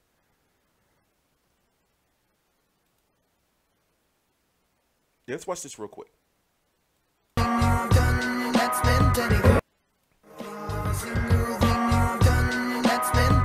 Big baby brother, Instagram, Twitter, Facebook, the website. Listen, we got a lot of big things coming. So most exciting heavyweight out there, in and out the ring. Most exciting heavyweight in outside the ring. I don't care how many Pop-Tart boxes guys are on. After everything, including paying the web developer about $1,800. You know, so I overpaid for all of this. I paid $1,800. You know, for the website, the hosting, and $1,800. It was way too much. But yeah, you know, like put it this way, we're getting there. You know, the quality is getting much better. Let me do it this way, for a minute. Like we're getting there. We're getting really close. My goal is to make sure that when you come to my channel, that you're getting all the bots and information you need, but also in the best quality. I'm talking about like after fights, I'm giving you highlights. We're giving you post-fight press conferences. We're giving you exclusive interviews. We're giving you all that shit. Nobody else on YouTube is doing that.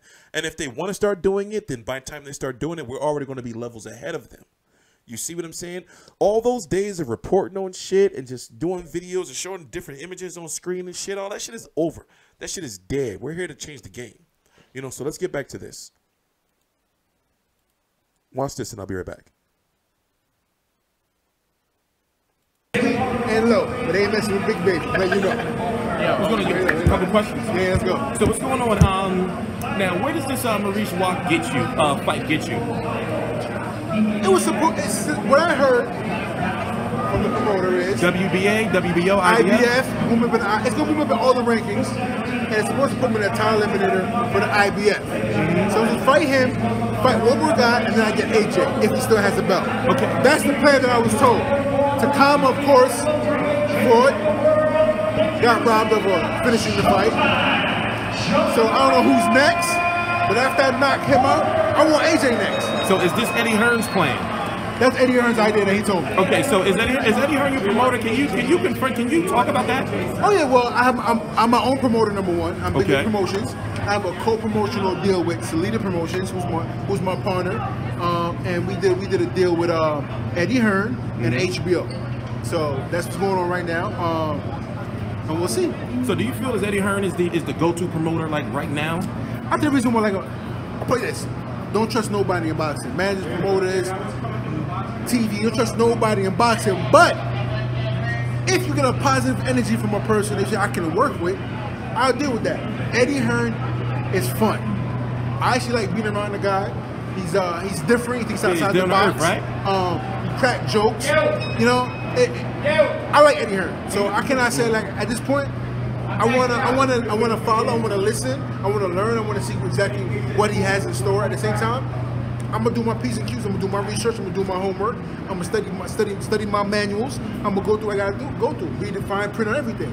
But there's certain promoters right now that's doing big things than other promoters. And Eddie Hearn's one of the guys on the top shelf that's doing big things. So I have no problem working with him. But for any fighter, don't trust nobody. Period. You gotta do your own research. Yeah, but Eddie Hearn is a good guy that I've seen so far, and I like him, and he's funny as hell. Yeah, because it seems right now, like especially in interviews, that he's been trying to put you against AJ ahead of Deontay. I'm going to explain what's going on with the rankings on the website. Now, the rankings on the website are as up to date as to last week. I'm going to explain that after this interview is over. So we're going to be live for about another 45 minutes or so, you know, and then we're going to go from there. So remember, the first, this video, if you watch it tomorrow or if you watch it on Tuesday, the video is going to be about 2 hours or 2 hours, 1 minute or 1 hour, 1 hour and 58 minutes long. I'm going to edit out that, that first part with the music, you know, so we're going to go from there. All right.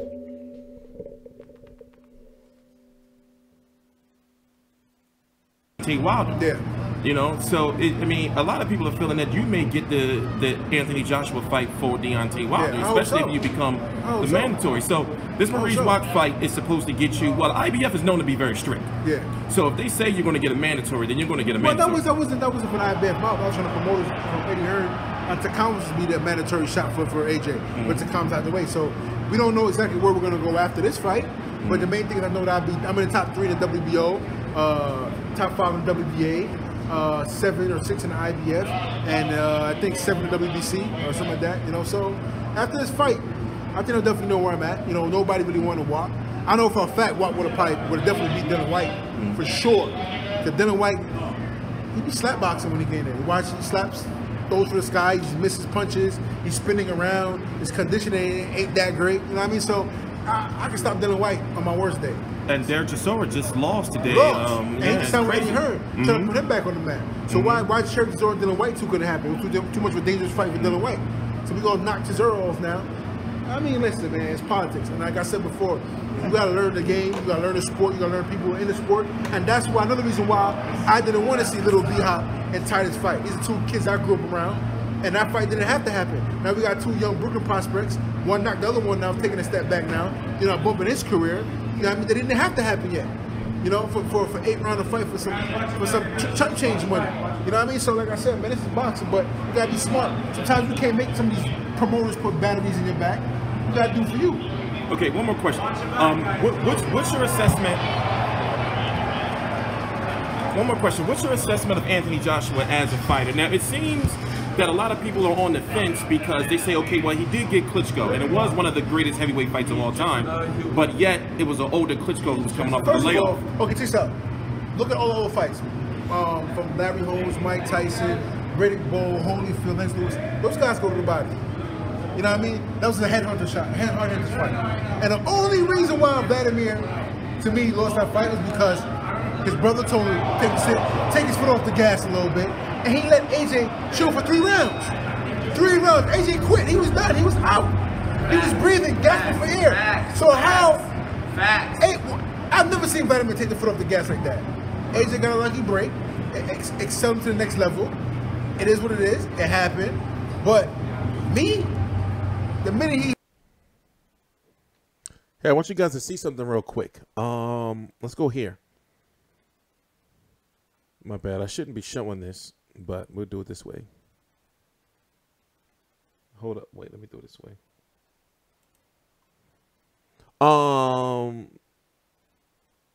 Yeah, I'll show this. I want to see this one, actually. 5 minutes. Yeah, I want to see this one.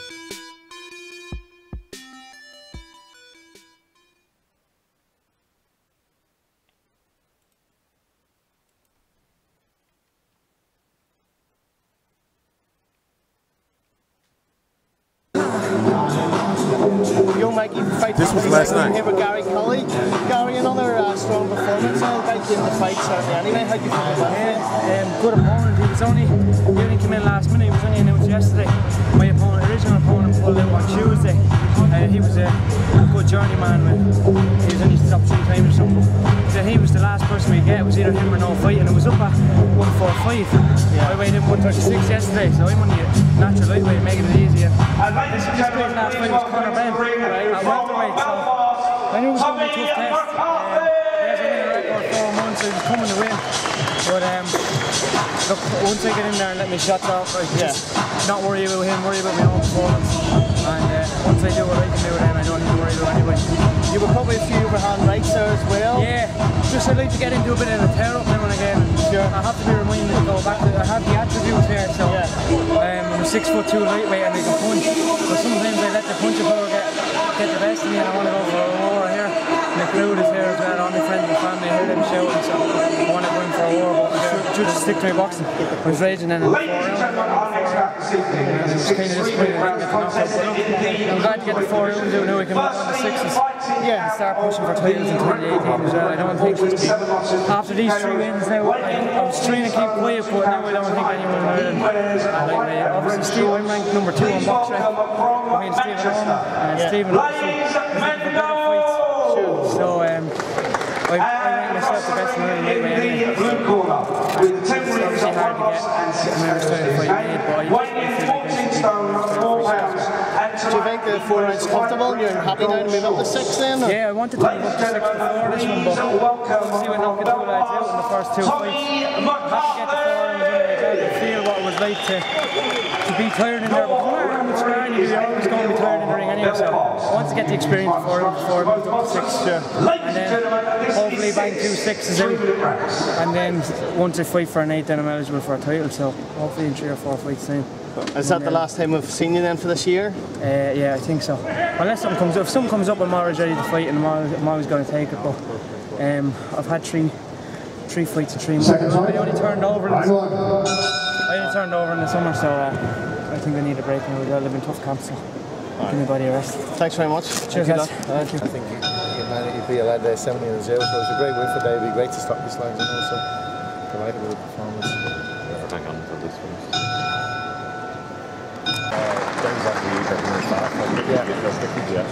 Ladies and gentlemen, the next we want to do it 8 rounds next. And the top process was something taking it is the.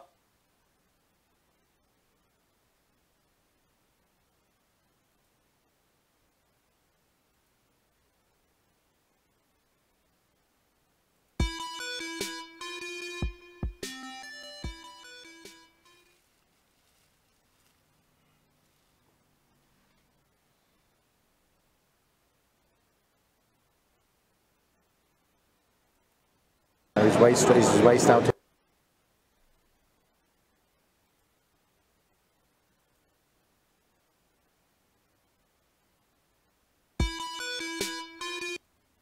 David Lemieux. Punches and go with you. Nobody's going to take that punch. I'm telling you now. That left hook is going to end everyone.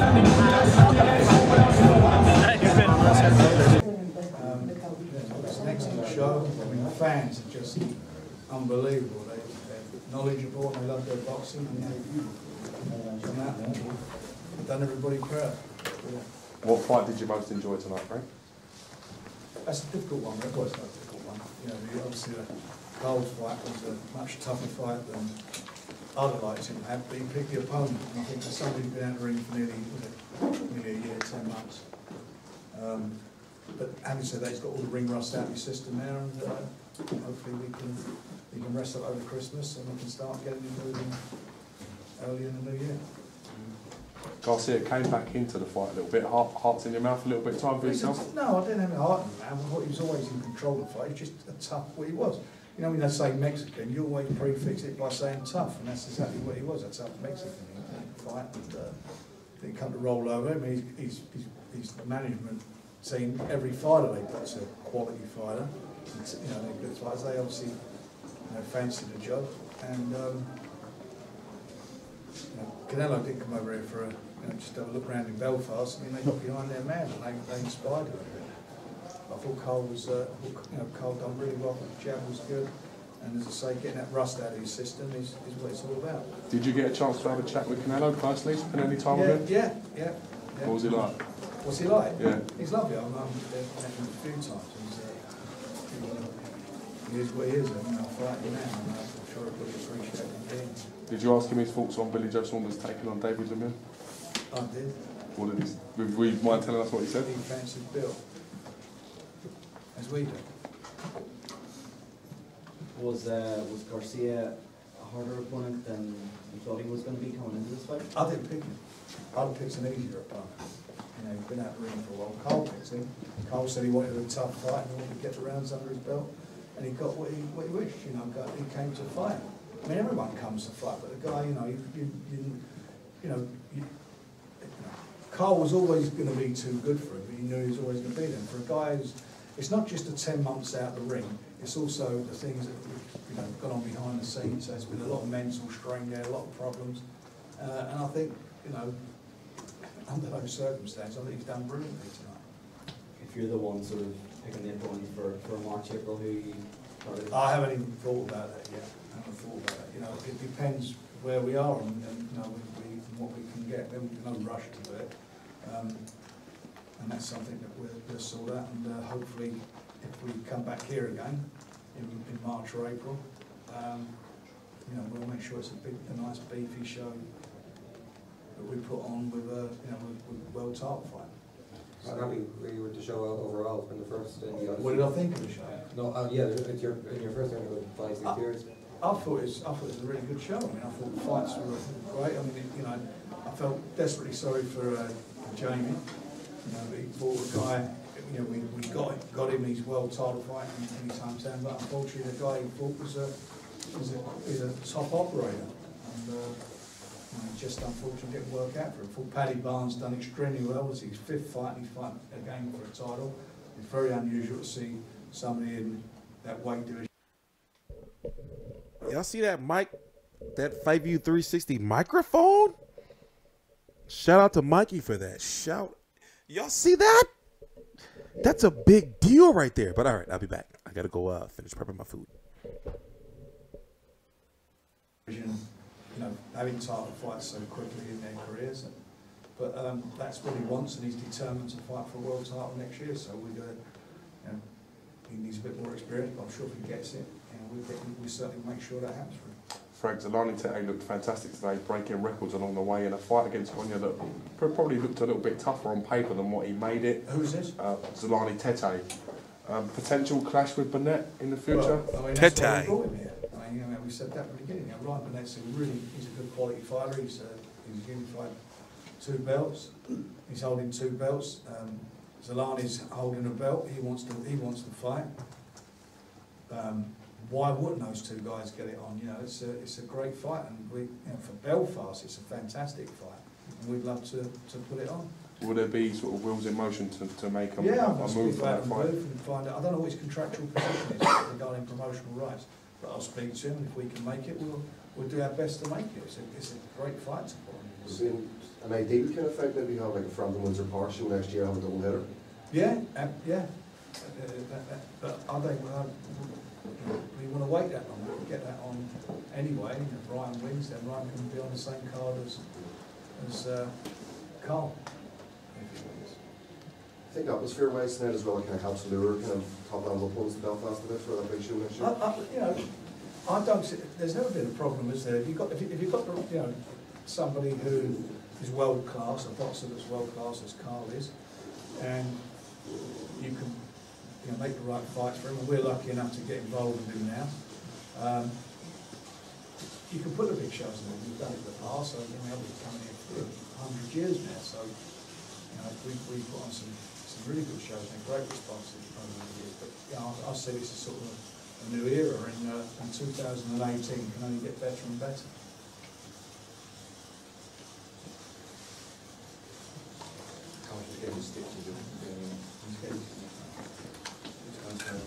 Right, you spoke about Windsor Park. That's you know, what's happening going to happen. What is the time frame? It'll have to be early in the summer, but that's what we want to do. You know, that's what we're committed to do. So that's what we're going to try and do. Yeah, which would be fantastic. Have you done anything comparable in terms of stadium shows like outside? Yeah. You know, that you compare what, around the world? Well, I know you have, but in terms of like, you know, bringing. Yeah, I think we went down to Parky Queen years ago, and I did Steve Collins against Eubank down there. Yeah. Before you were born. There's a new stadium down there now. Mind you, you have a terrible life to lead. No, we did a show. You know, we've done shows in all the stadiums. You know, the old Wembley, Hampden Park, Millennium Stadium, even Luton Football Club. But Baron McGuigan there, Luton. We took him there many years ago. So, you know, all different stadiums. Right, just Man United, Man City. Yeah. Just another word on Paddy. He seems to be really transitioning from the amateur style to the pro style, fight by fight. How you know, it's very difficult. What is he now? He's 30, isn't he? He's been in 3 Olympic Games, so you know that's a long time to be an amateur. So to get that, the transitions, it's difficult for some guys when they're younger, and that age is going to be a bit more difficult. But he seems to, you know, I think getting that 10 rounder that he got the fight before, has stood him in good stead. And tonight, I thought he settled down. He was settling down more, and looking more like getting to be more like a pro, getting rid of some of the amateur in him. And I think just a few more fights. I mean, he's very eager to fight for a world title. Like if he could make it next week, but he needs just that bit, in my opinion, needs that little bit more experience, and it needs a bit more, just the experience as a pro, and working with his trainer and so forth. But he'll get there. He's got a good engine. There's no doubt about it. He can do the rounds, and he's fighting. These title fights. They're normally somebody who had these fights when they've had 12, 14 pro fights. So he's moving quite quickly. Your plans with Jamie now after his... Sorry? Your plans with Jamie now after his defeat? I don't know. Hey, I need about 4 more minutes. What do you guys want to watch in the meantime? In the 4 minutes? Oh, you know what we can watch? I know we can watch. I know we can watch. And this is very relevant. This is very relevant. So watch this for 1 minute. And then we're gonna I need about 5 more minutes though. I'm trying to get some stuff together because Survivor Series is tonight. Long story short, for those who don't know, I know a lot of you do know, I'm a caregiver, full time and guardian of my father. So when pay-per-views come on for WWE every month, we watch them. So normally I fall asleep on them, but tonight is Survivor Series, Raw versus SmackDown. So I have to get that ready and have dinner prepared and things like that. But for the most part, I want to chill with you guys because I haven't done a stream in so long. And also, I want to thoroughly detail to you guys what's going on with the future and what I'm going to be doing in the next 60 days. There's a lot of shit going on, like TstreeT, and more importantly, FV360. We're official as fuck right now. We're official as shit. So I'm really happy. And, I'm smiling about it, but yo, we have really got some shit done. So watch 1 minute of this, and then we're going to, I'm trying to figure out what highlights I can play or what music I can play while I'm taking care of other shit in the background. Whatever. Let's just do this first and just, go from there. Please subscribe. All links to my social media right down below. In the description box, I am TstreeT Controversy. This is TstreeT Controversy Live with FightView360.com.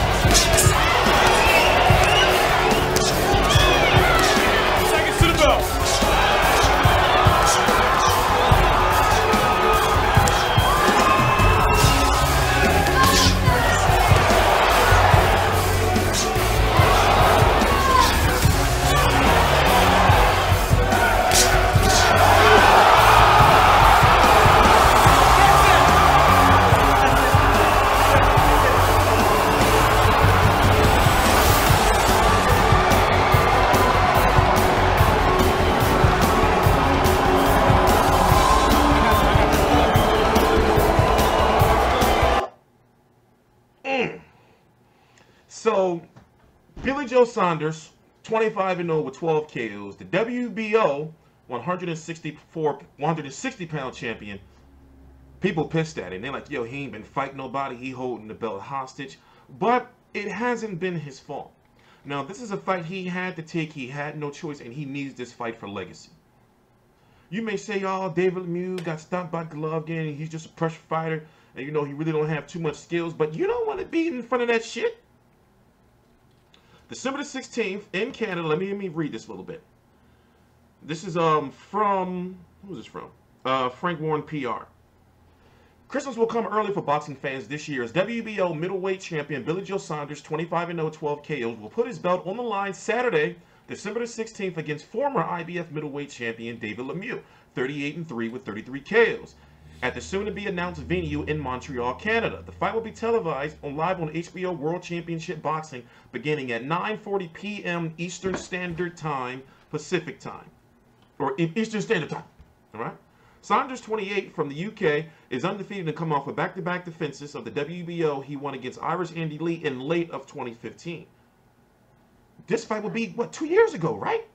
I'm talking about, when did he fight Andy Lee? Let's go look at it real quick. He fought Andy Lee December the 19th. So basically, exactly 2 years ago. It's crazy, you know? Where did I leave off? Back-to-back defenses over WBO belt. He won against Andy Lee in late 2015. Over a standard career, Saunders, oh shit, it's another one. Saunders has defeated the likes of former WBA interim world champion Chris Eubank Jr., Gary Spike O'Sullivan, and Willie Monroe Jr. Now, if you look at his resume, right? Let's pull this over here. If you look at his resume, he's been extremely inactive. Now, the end of 2014, all the way up until he fought and beat Andy Lee, that was a nice span of 13 months outside of this fight. You know, 17-27. But Chris Eubank Jr. in a fight where a lot of people thought he was going to lose and wanted him to lose. Then he went on to beat Andy Lee, and then he took this long-ass year layoff and fought this guy. This guy's Wolverine. No bullshit. You know, in a fight where on first viewing, I thought he lost the fight, but he was very... let me see if I can pull it up for you guys. He was very, like, he said the right things, you know, at the end of that fight. He knew he looked like shit, and he knew that the way he looked that night, he couldn't beat a Golovkin.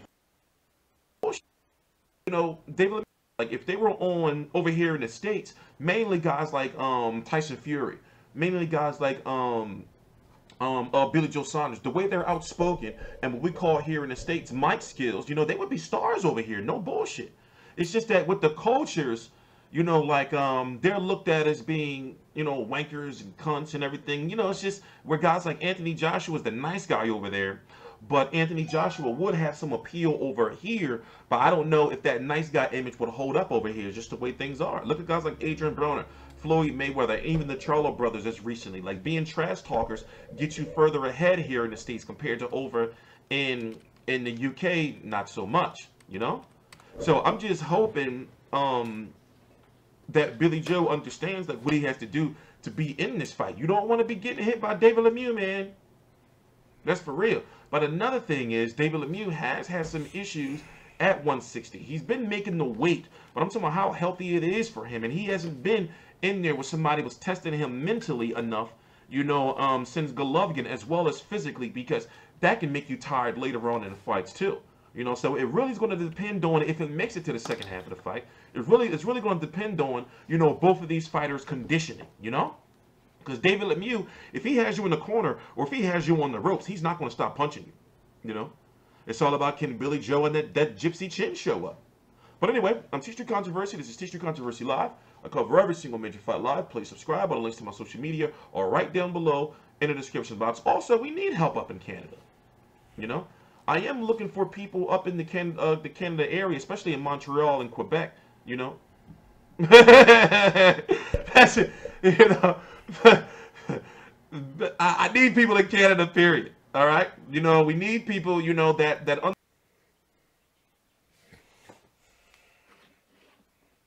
right, I'm back. So you guys mind? Next week is going to be a very busy week for me, even though Thanksgiving here in the United States is on Thursday. Usually people take that day off, but not me. I'm gonna go see my very small family, and then I'm gonna be working. So you can expect videos tomorrow, which is Monday, Tuesday, Wednesday, Thursday, which is Thanksgiving here in the United States, Friday, Saturday, and Sunday. You know, I took a lot of time off to myself, and, you know, now it's time to move on. Yeah, Curtis Stevens is fucked up. Poor guy.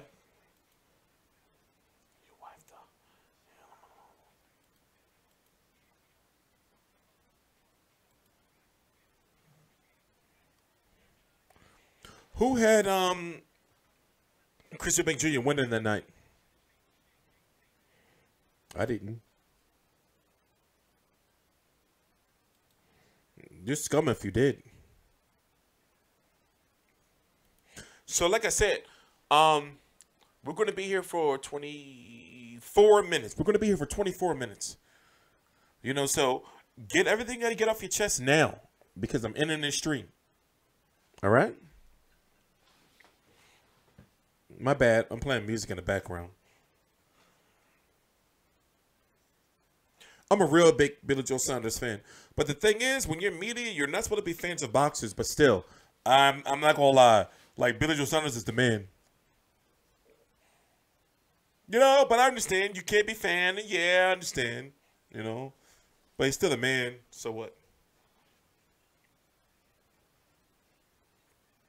And I don't think Chris Eubank Jr. can beat him in a rematch. I'm sorry. I know that offends most. Yeah, Billy Joe Saunders is very underrated, mostly because of his resume and because he fought Wolverine in his last fight, Logan. You know, I completely understand.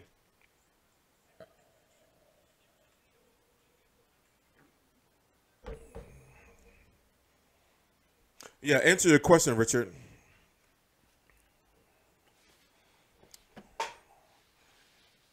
So, what I'm going to do tonight is I'm going to watch the Ishe Smith versus Julian Williams fight again. I have to watch 3 more tutorials. The tutorial I got to watch first is about like how to get the overlays right. You know, so for example, I want like this to have an overlay, this to have an overlay, and I forgot what else, but tutorials and learning all this stuff and making sure that, you know, you guys are getting everything you need. I'm tired of it. My 7-year YouTube anniversary was last week, meaning the first day I ever did a YouTube video. Now, of course, this channel is only 3 years old, but still, man, I'm not doing this motherfucking shit for my health. You know, I'm in debt because of this. I've spent thousands of dollars on this. And yes, it's working. It's not a broken venture, or it's not a venture that's not going anywhere, but still, the time is now and I'm tired. This, you know, this YouTube media shit is fucked up. It's fucked up. It's fucked up. You know? No, I've only been in street fights. I've sparred 4 times in my whole life. 4. Only 4. 4. All the rest, you can't see it. All the rest are street. All the rest are street fights. All of them. I used to beat the shit out of motherfuckers. Beat the But, like I said, it's one of those things that, no matter how much I talk about it, people wouldn't believe. But I swear, if you ever test me in life, then you're going to get fucked up.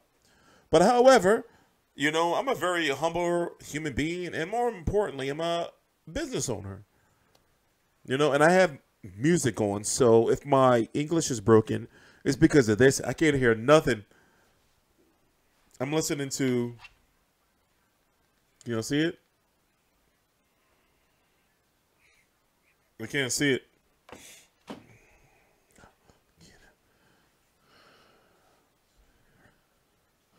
My hands look 190, 190 pounds.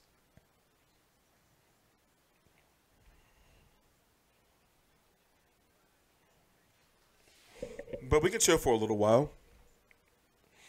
Like I said, I can't hear nothing in the background, so I can see. Let me tell you what I'm looking at. I'm looking at this. So you can see the little bar down here. That's how I can know that you guys can hear me.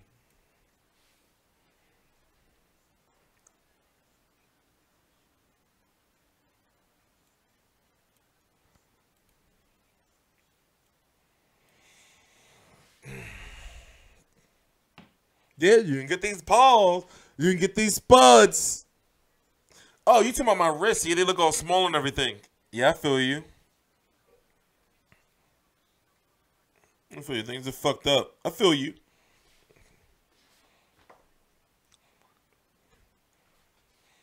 So we're gonna chill for a little bit more, and I'm gonna edit and upload this video, and then afterwards, take a nap. My food is in a slow cooker, so it's not gonna burn, so I'm good.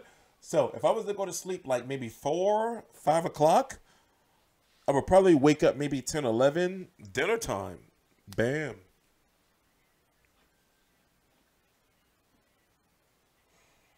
Yeah, see, I haven't been in the street fight for God knows how long. So 2013 for sure. Was it 2014? I think it was 2013. So I could probably get fucked up. And I'm rusty as shit. I could probably get fucked up, right? You know, but for the most part, I still have the I guess the instincts, right?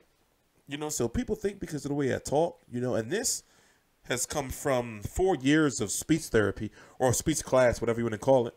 I didn't used to talk like this before.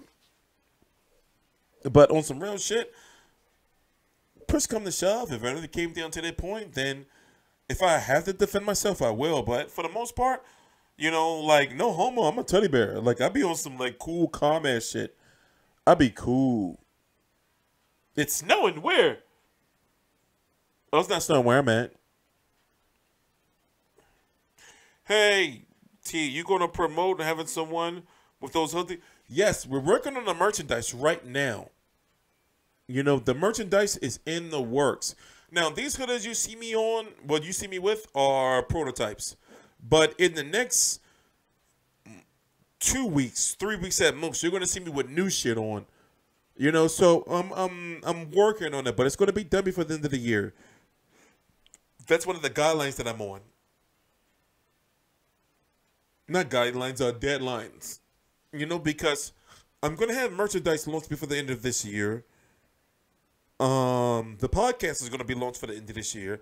And we're going to be on this consistent schedule before the end of this year. So, you know, like, things are, you know, like, progressing a lot. Like, we're really, really getting there. The drummer is going to punish Smith. Jürgen Brammer. I like Jürgen Brammer, but I don't think he's as good as Colin Smith, in my personal opinion. I am going to wear one as far as the new hoodies we got. Talk about Loma versus Rigo? No, not yet. We need to talk about that starting now, truth be told. We need to start talking about that now.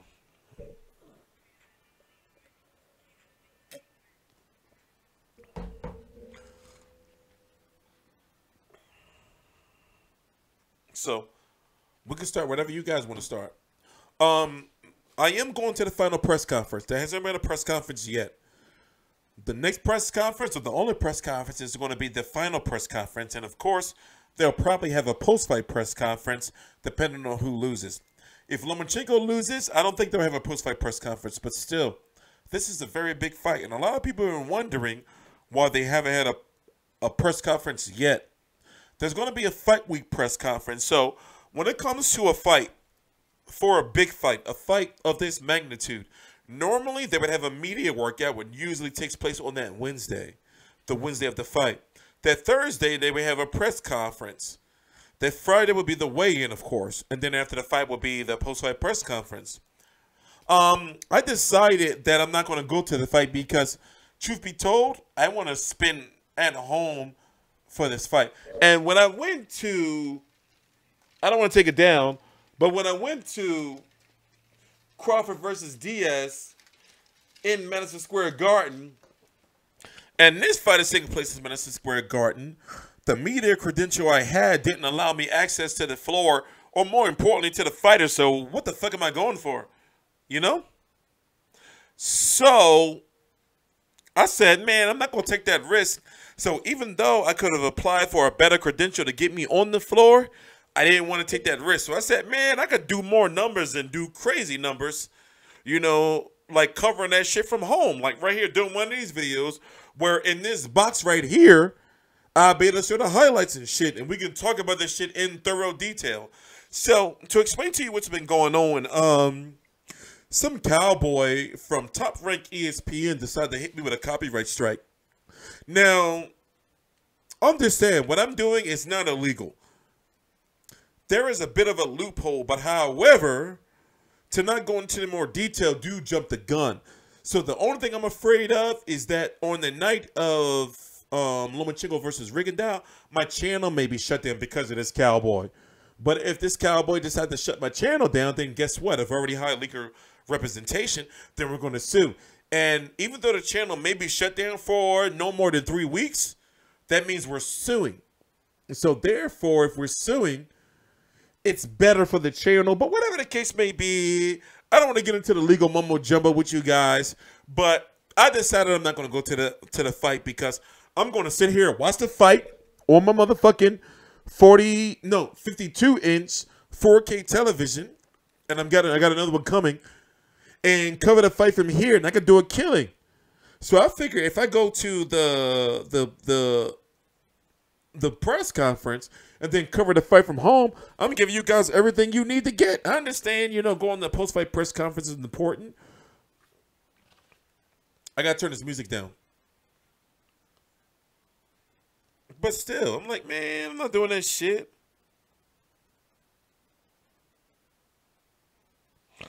You know, so we got a plan. We got a plan. We got a plan.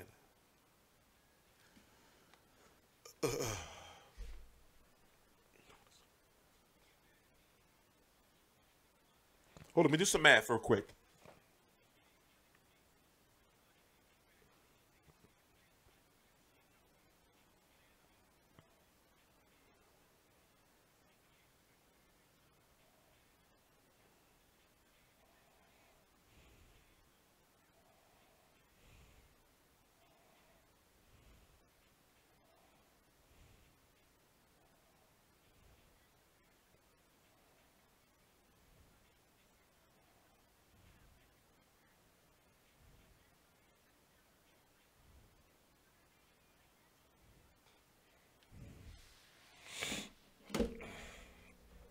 Remember, don't argue with Joshua fans on social media.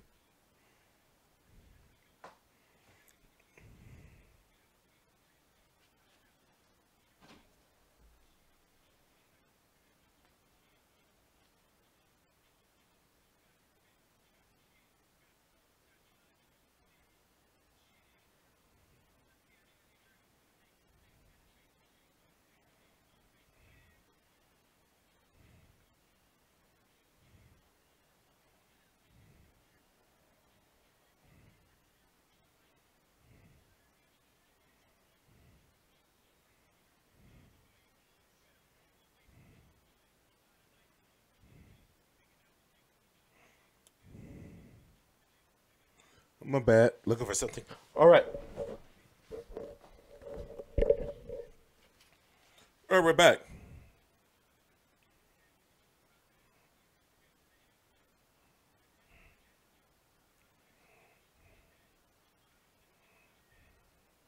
All right, we're back.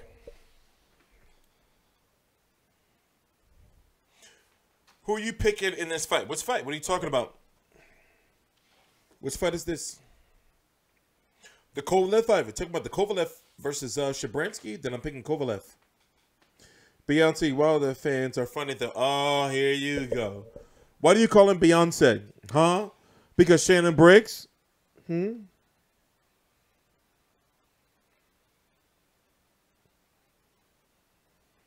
What fight are you talking about, man? I don't understand you.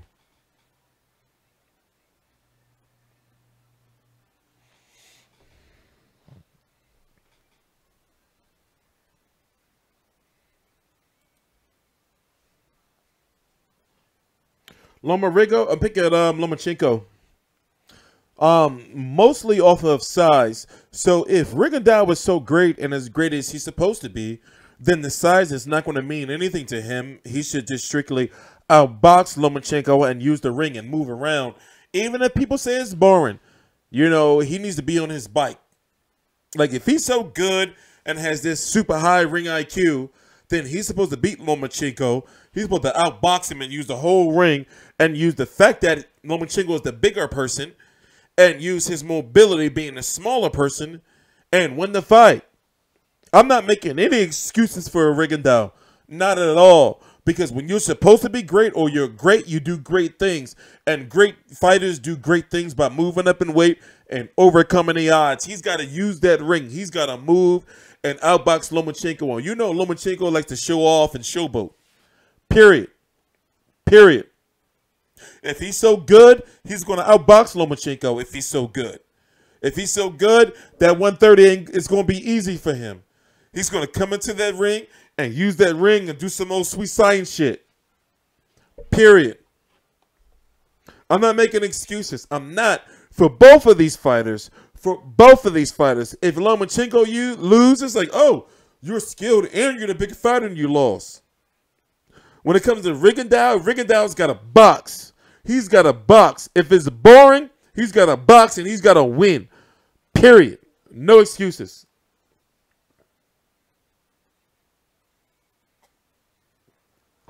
Period.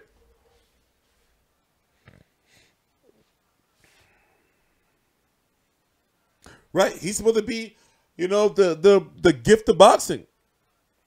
And crazy thing is, I'm rooting for Rigo. I want Rigo to win, but I'm thinking about the size. The size is the issue. And also, Rigondeaux has been down in his career. And even though he's been down from being overzealous, still, that means something. You saying congested? Yeah, I'm congested. I'm trying to. But I don't want to, like, you know, like spit while I'm on stream. Yes, I am congested. I don't know where it came from. You know, I had a flu shot a couple of weeks ago.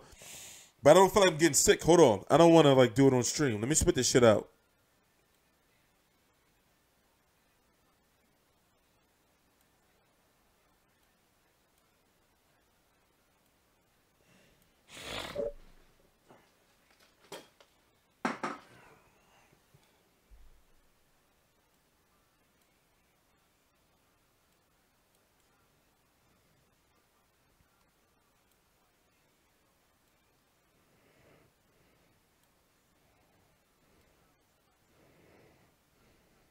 All right.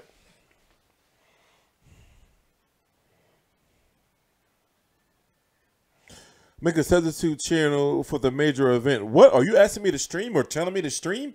Hey, somebody put that guy on timeout. Fuck out of here. Fuck, I look like making another channel to do extra work. What other work got on my plate already? So put that guy on timeout, somebody. No, I don't think the Gale is the #1 middleweight. The major reason is because he's not in the World Boxing Super Series. And also, you know, how does he do against George Groves if George Groves wins in the rematch against Callum Smith? Of course, he would have to beat Chris Eubank, but not yet. I'm sorry. You got Gilberto Ramirez, which I'm wondering why he's not in the tournament either. You know, so no. I don't have James DeGale as the #1 on 168-pounder.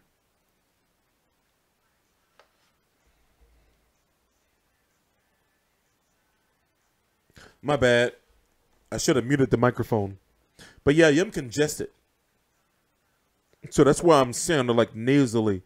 Because I'm not like trying to spit it out like during stream. Because it's going to sound disgusting. So the next time I do it, I'm going to just move the microphone away. My bad. Yeah, that probably sounded horrible. I don't know who Andrew is going to fight next. It's a very complex situation because if Danny Jacobs gets the chance to fight the Billy Joe Saunders versus David Lemieux winner, then that complicates things.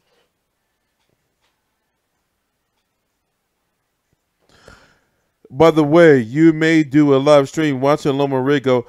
I'm not going to do a live stream during the fight if that's what you're asking. You're trying to get me kicked off of YouTube. Yo, listen, I'm not no amateur. Like you're trying to get me kicked off or more so like, yo, hey, Motion Alex, you have to go on timeout. Hey, can somebody put him on timeout? I'm going to do it myself. Let me see.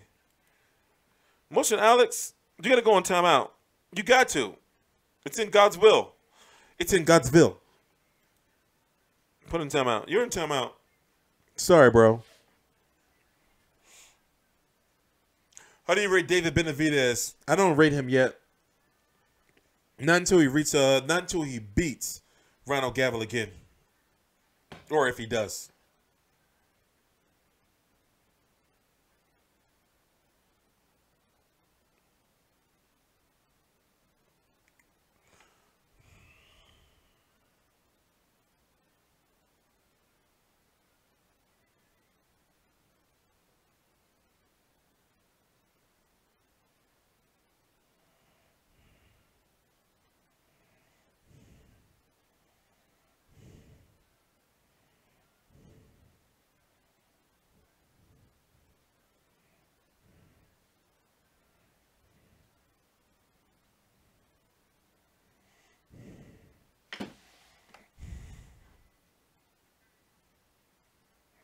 Why are the Charlo twins more popular in the U.S.? They're getting better in being outspoken, but it's going to take some time for people to get to know them, I guess.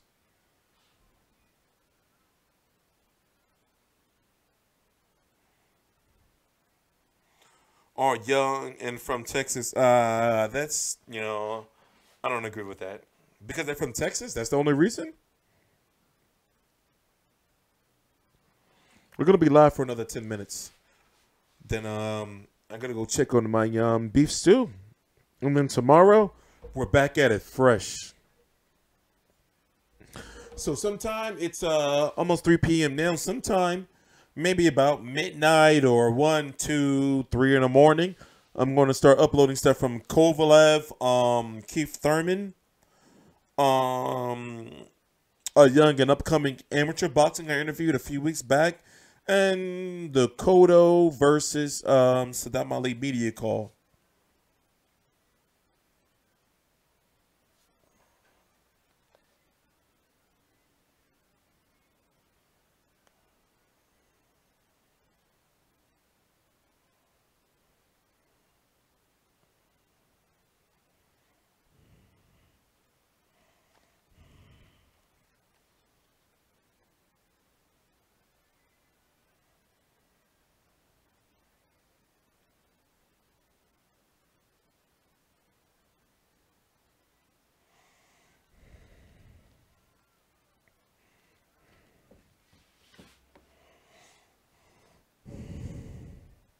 Hey, first time in your chat. That's what's up. Ashley's Corner. What's up? Who wins the fight between you and Ness from the Boxer Void? I don't know. Listen, I got that speed. Ness 6'5", though. But I got that speed. But we're going to hang out for another 30 minutes. I'll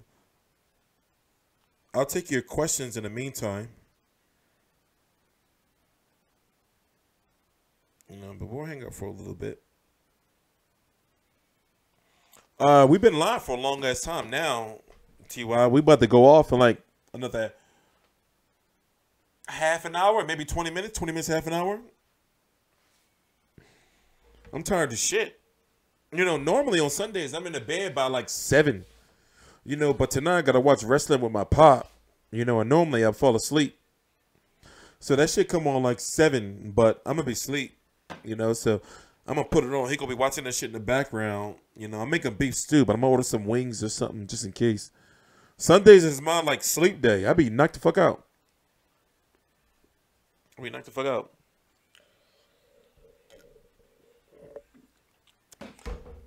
I was going to go to the Kovalev the Kovalev press conference. It's on Wednesday, but that's Thanksgiving Eve. I'm not going to New York, and they got it in, like, Manhattan like in New York, New York, on Thanksgiving Eve. I'm not going out there. They tripping. You know, I wouldn't fuck around. I wouldn't get home until like what, fucking 10, 11 o'clock that night. No way. No way. You're gonna watch the TV cover? That's 8:30. No, it's gonna be on the TV, but Survivor Series on, so I gotta watch it with my pop. You know, so I'm probably watching on my tablet or something, but I'm gonna try. You know, Sundays I be sleep. You know, Sundays I be knocked out, man. You know, Sundays, Mondays, like any day outside of Friday, Saturday, like I'll be in bed like by 7. I'm an old ass man.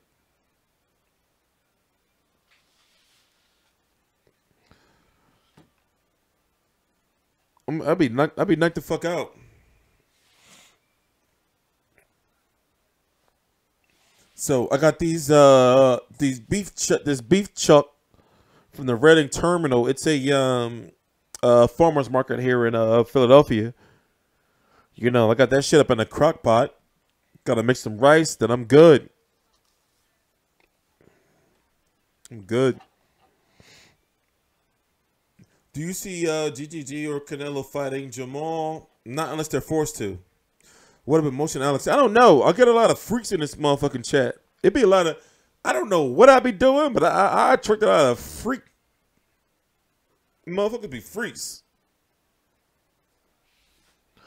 I don't know.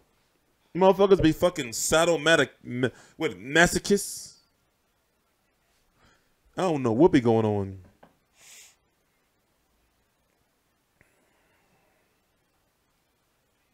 You know, so I just be trying to cover the sport, man. It's fucked up. You put me on timeout. Also, the Boxing Voice do live stream on the fights, and they are getting in trouble. You don't show the fight, obviously. No, you're not allowed to show the fight. That's, you know, you're not allowed to show the fight. But however, there are ways around stuff. Hey, listen, my channel should have been shut down at least 6 times already. You know, should have been.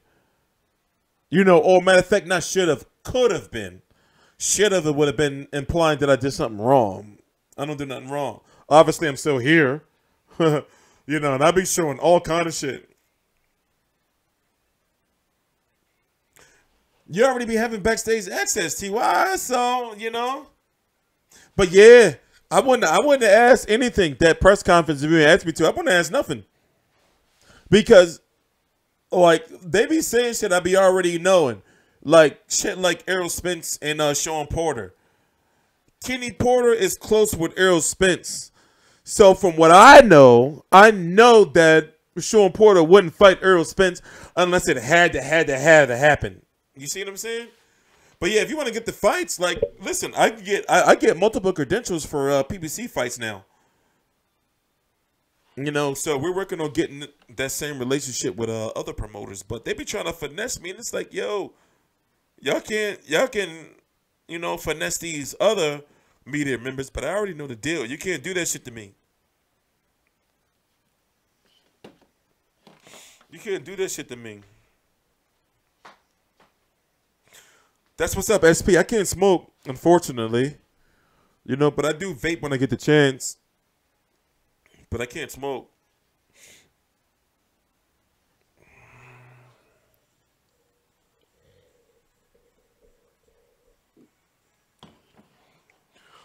You got Cyborg beating Holly Holm?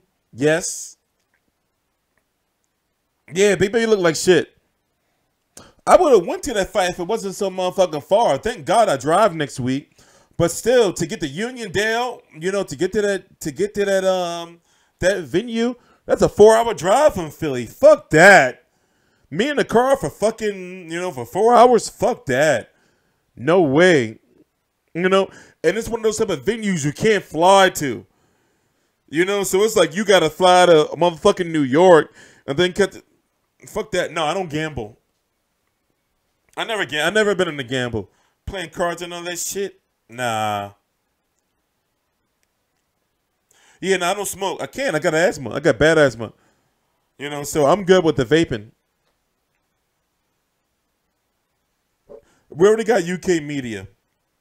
You know, I just can't manage that. I have people all over the world, but you know, it's like you got to crawl before you walk. You know, you got to crawl before you walk. You don't want to be doing too much. So right now, you know, the guy in LA, like he cool as shit. His name is Rob. You know, the guy that's been getting our content in LA. I'm trying to work him up to being like the head over there. You know, and then he can get people under him, and then we can get LA on Smash. You know. And then working from there, you know?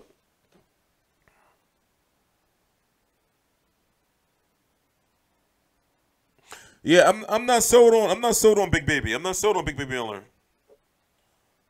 We're gonna be live for another 25 minutes. Period. No more extra.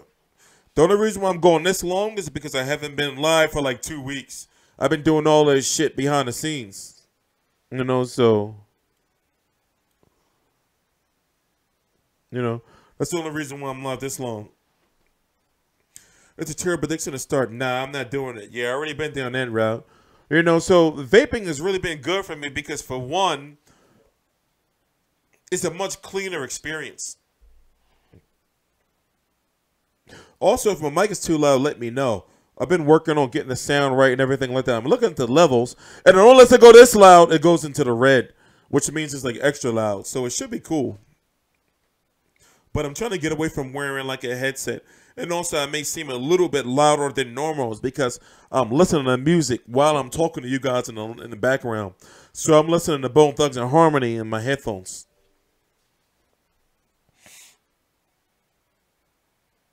Rigo has heard the stuns by the Japanese guys. You're talking about Hisashi Yamagasa. What do you think of the Julio Cesar next fight? He's going to be fighting Alfredo Angulo. I'm done with Chavez Jr. No, Wilder versus AJ is going to happen. Wilder has to beat Luis Ortiz. That fight's going to happen in March or April. Joshua has to beat Parker. That fight's going to happen in March or April. And then they're going to fight sometime in the fall, early fall, or very, very late summer.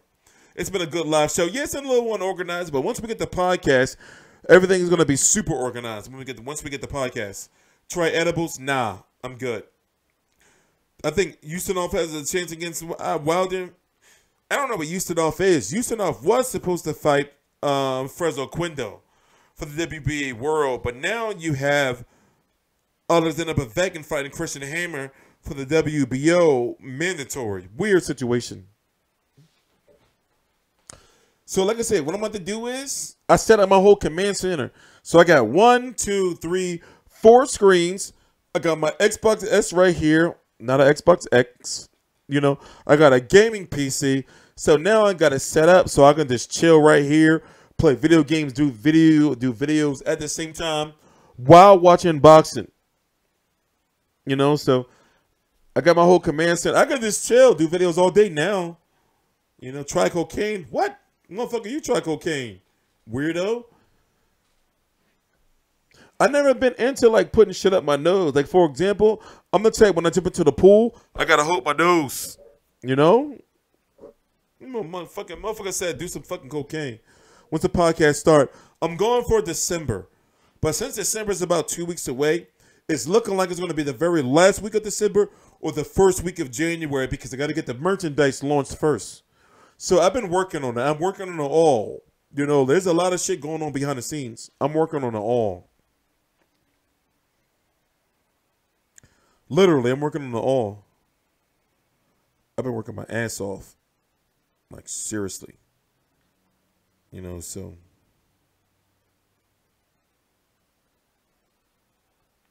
I'm working on it all.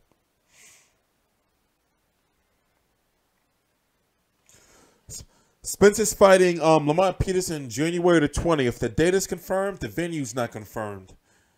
It may end up being in Texas. The American Airlines Arena in Dallas is open for January the 20th, and also the Barclays Center. But they're trying to have it on January the 20th along with Jamal Charlo versus somebody for the WBC 160-pound interim.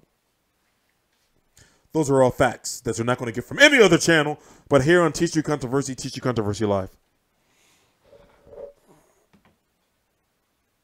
Fury versus AJ, what happened at the end of 2018? It could, but Fury got to lose at least. The first thing he's got to do is lose at least 30 pounds and then come back. You know, he's got to have at least one fight because he's been saying he's going to come back and he hasn't had one fight yet. We got to see him in the ring first. Even though he's going to be a little fat, his first fight, Tyson Fury's first fight back, he's going to be a little fat. He's going to be a little fat, all right? And then we understand that. You know, but he's got to fight because nobody believes him. He's got to fight.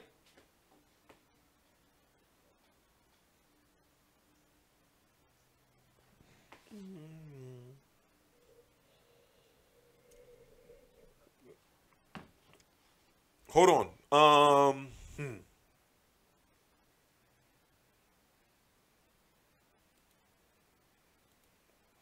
We're going to take one break. I'll be right back.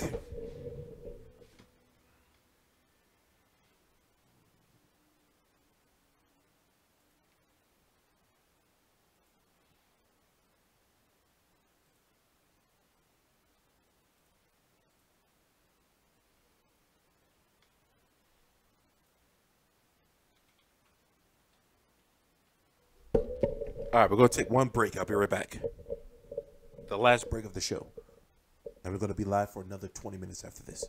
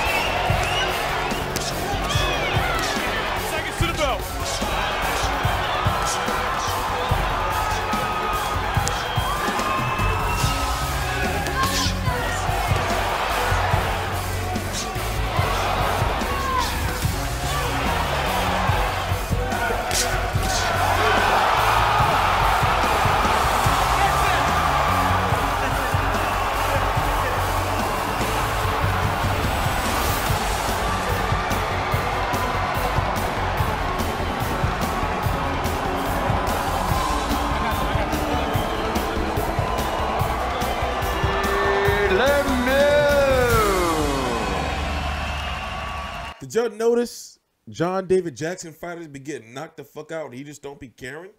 Let's watch it one more time. Let's watch it one more time, but together. Put this up here. All right. Let's watch it one more time. Did y'all notice, like, now watch John David Jackson. Now, I've noticed, even when it came to B.Y. Jennings, it's like, yo, bro, you look like you don't be giving a fuck.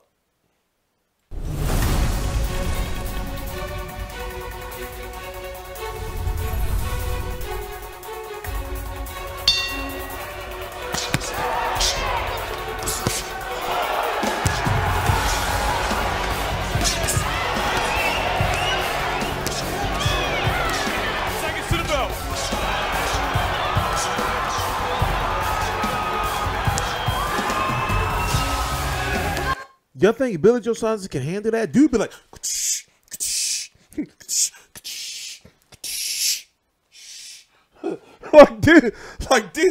dude be sticking all his shots. You know how people be saying, sit on your punches? David Lemieux. My bad. Yo. You know how they say sit on your punches? David Lemieux be like,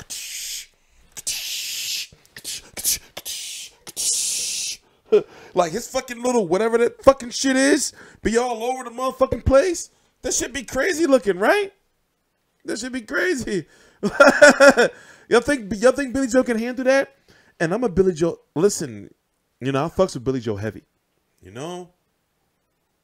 So I don't know, man. I don't know. I don't know.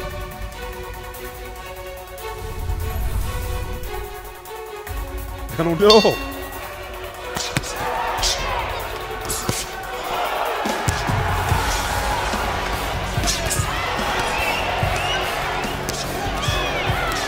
Seconds to the bell.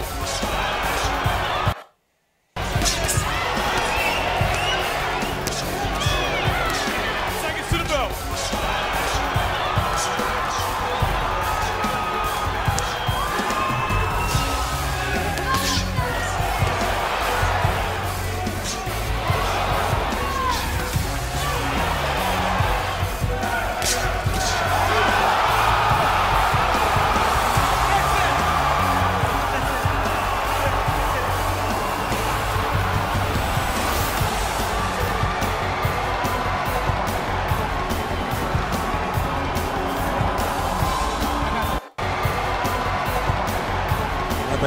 My bad.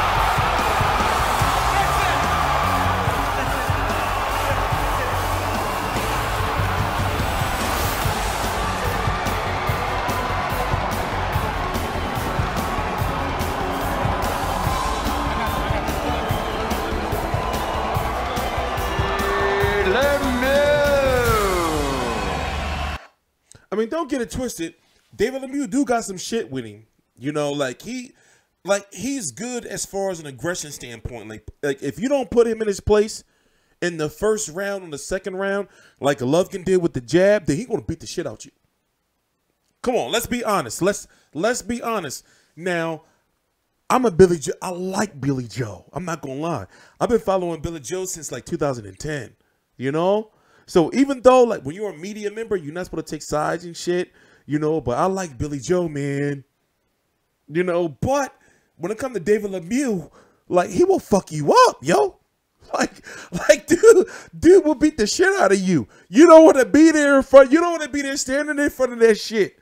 So even though Billy Joe got that boxing ability and everything, he's got the pedigree still. He has some issues like where later on in fights, and when it comes to like him being on the ropes, you know, like, you know, you don't want to be there. Like David Lemieux be getting animated with that shit. Like he'll hit you and then he'll freeze for a minute. He hit you on some,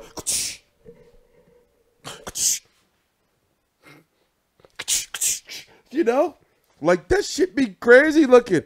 I don't know, man. I don't know. You know, but Golovkin was able to neutralize him with that jab. But you know, that David Lemieux shit will fuck you up. Like, be honest. Come on, some real shit though. On some real shit. Like, on some real shit. Like, we all grown men here. That David Lemieux shit will fuck you up. You know, like if you can't keep him off you, like dude will give you some major issues, you know? But does Billy Joe have the power? See, here's the thing. Billy Joe is a very sharp counterpuncher. Billy Joe is getting a lot of shit because since he won the title from Andy Lee, he hasn't done nothing. He fought Wolverine, you know, Logan, you know, and Logan. Y'all see Logan? Logan was a good movie, yo. I like Logan. If you ain't see Logan, you know, like, but that was old man Logan, but he fought Wolverine, you know, Akavov, I believe his name was, you know. He was scared of GGG before he got in the ring. That's true. Yeah, that's true. We saw that because, remember, for those who don't know, you know, I watch all press conferences. I watch all weigh-ins. I watch all media workouts. That's my job. So I peeped that David Lemieux was afraid of Golovkin before he got into the ring. He was, you know. So that changed things. And then once Golovkin started sticking that jab in his face, you know, that really disrupted everything. But is Billy Joe afraid of him before he gets into the ring? Is Billy Joe afraid of Lemieux? Now, here's the thing. This is the inside scoop. It's not an inside scoop now that the fight is happening. But my homie, his name is Chris. He works with the Sportsman over in the UK. I told you guys how I signed with a, let me pull it real quick. How I signed with a website. TheSportsman.com over in the UK. This website. Hold on, pull up. They've been around for like a long ass time. You know, I'm talking about since like motherfucking 18, like I think it's 65, if I'm correct. 1865? Does that go to?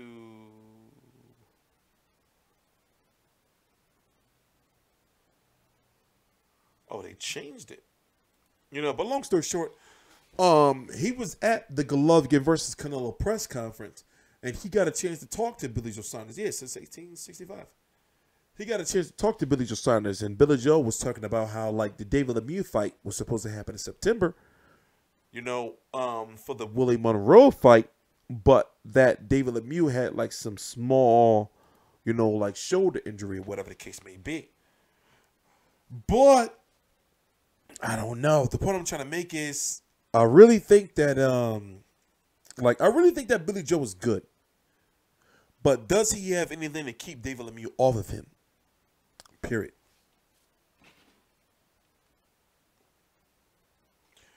If I was Billy Joe, that stuff that David Lemieux throws, I don't want to be in front of that. You know, because dude really looks like he has like conviction in his punches. Like that he's throwing his punches to try to hurt you, but also he's trying to have like his little fucking mohawk ponytail, whatever that shit is. I don't know what to call it. You know, like look good. You know, at the same time, the shit is scary. You know, so David Lemieux is good in his own pressure fighter type of way. But can that be handled? So it looks like Golden Boy wants to see what happens with David Lemieux versus Billy Joe Saunders before they decide on Canelo versus Golovkin too. The reason why is because we saw that Golovkin, especially during the second half of the fight, couldn't take Canelo's best shots. So therefore, what if he comes out in that rematch taking Canelo's best shots and keeps moving forward? Golden Boy wants to keep that money train going. But unfortunately, it is the end of the stream. And we can save these topics for my next live stream, which will likely be a podcast. I gotta check on my food anyway. I wanted to burn up. So that's a good way to end this stream with a cliffhanger. So I'm TstreeT Controversy Live. This is TstreeT Controversy. I cover every single major fight live. All the links to my social media right down below in the description box. Please subscribe because we got so much more to talk about in our next stream. TstreeT Controversy. TstreeT Controversy Live.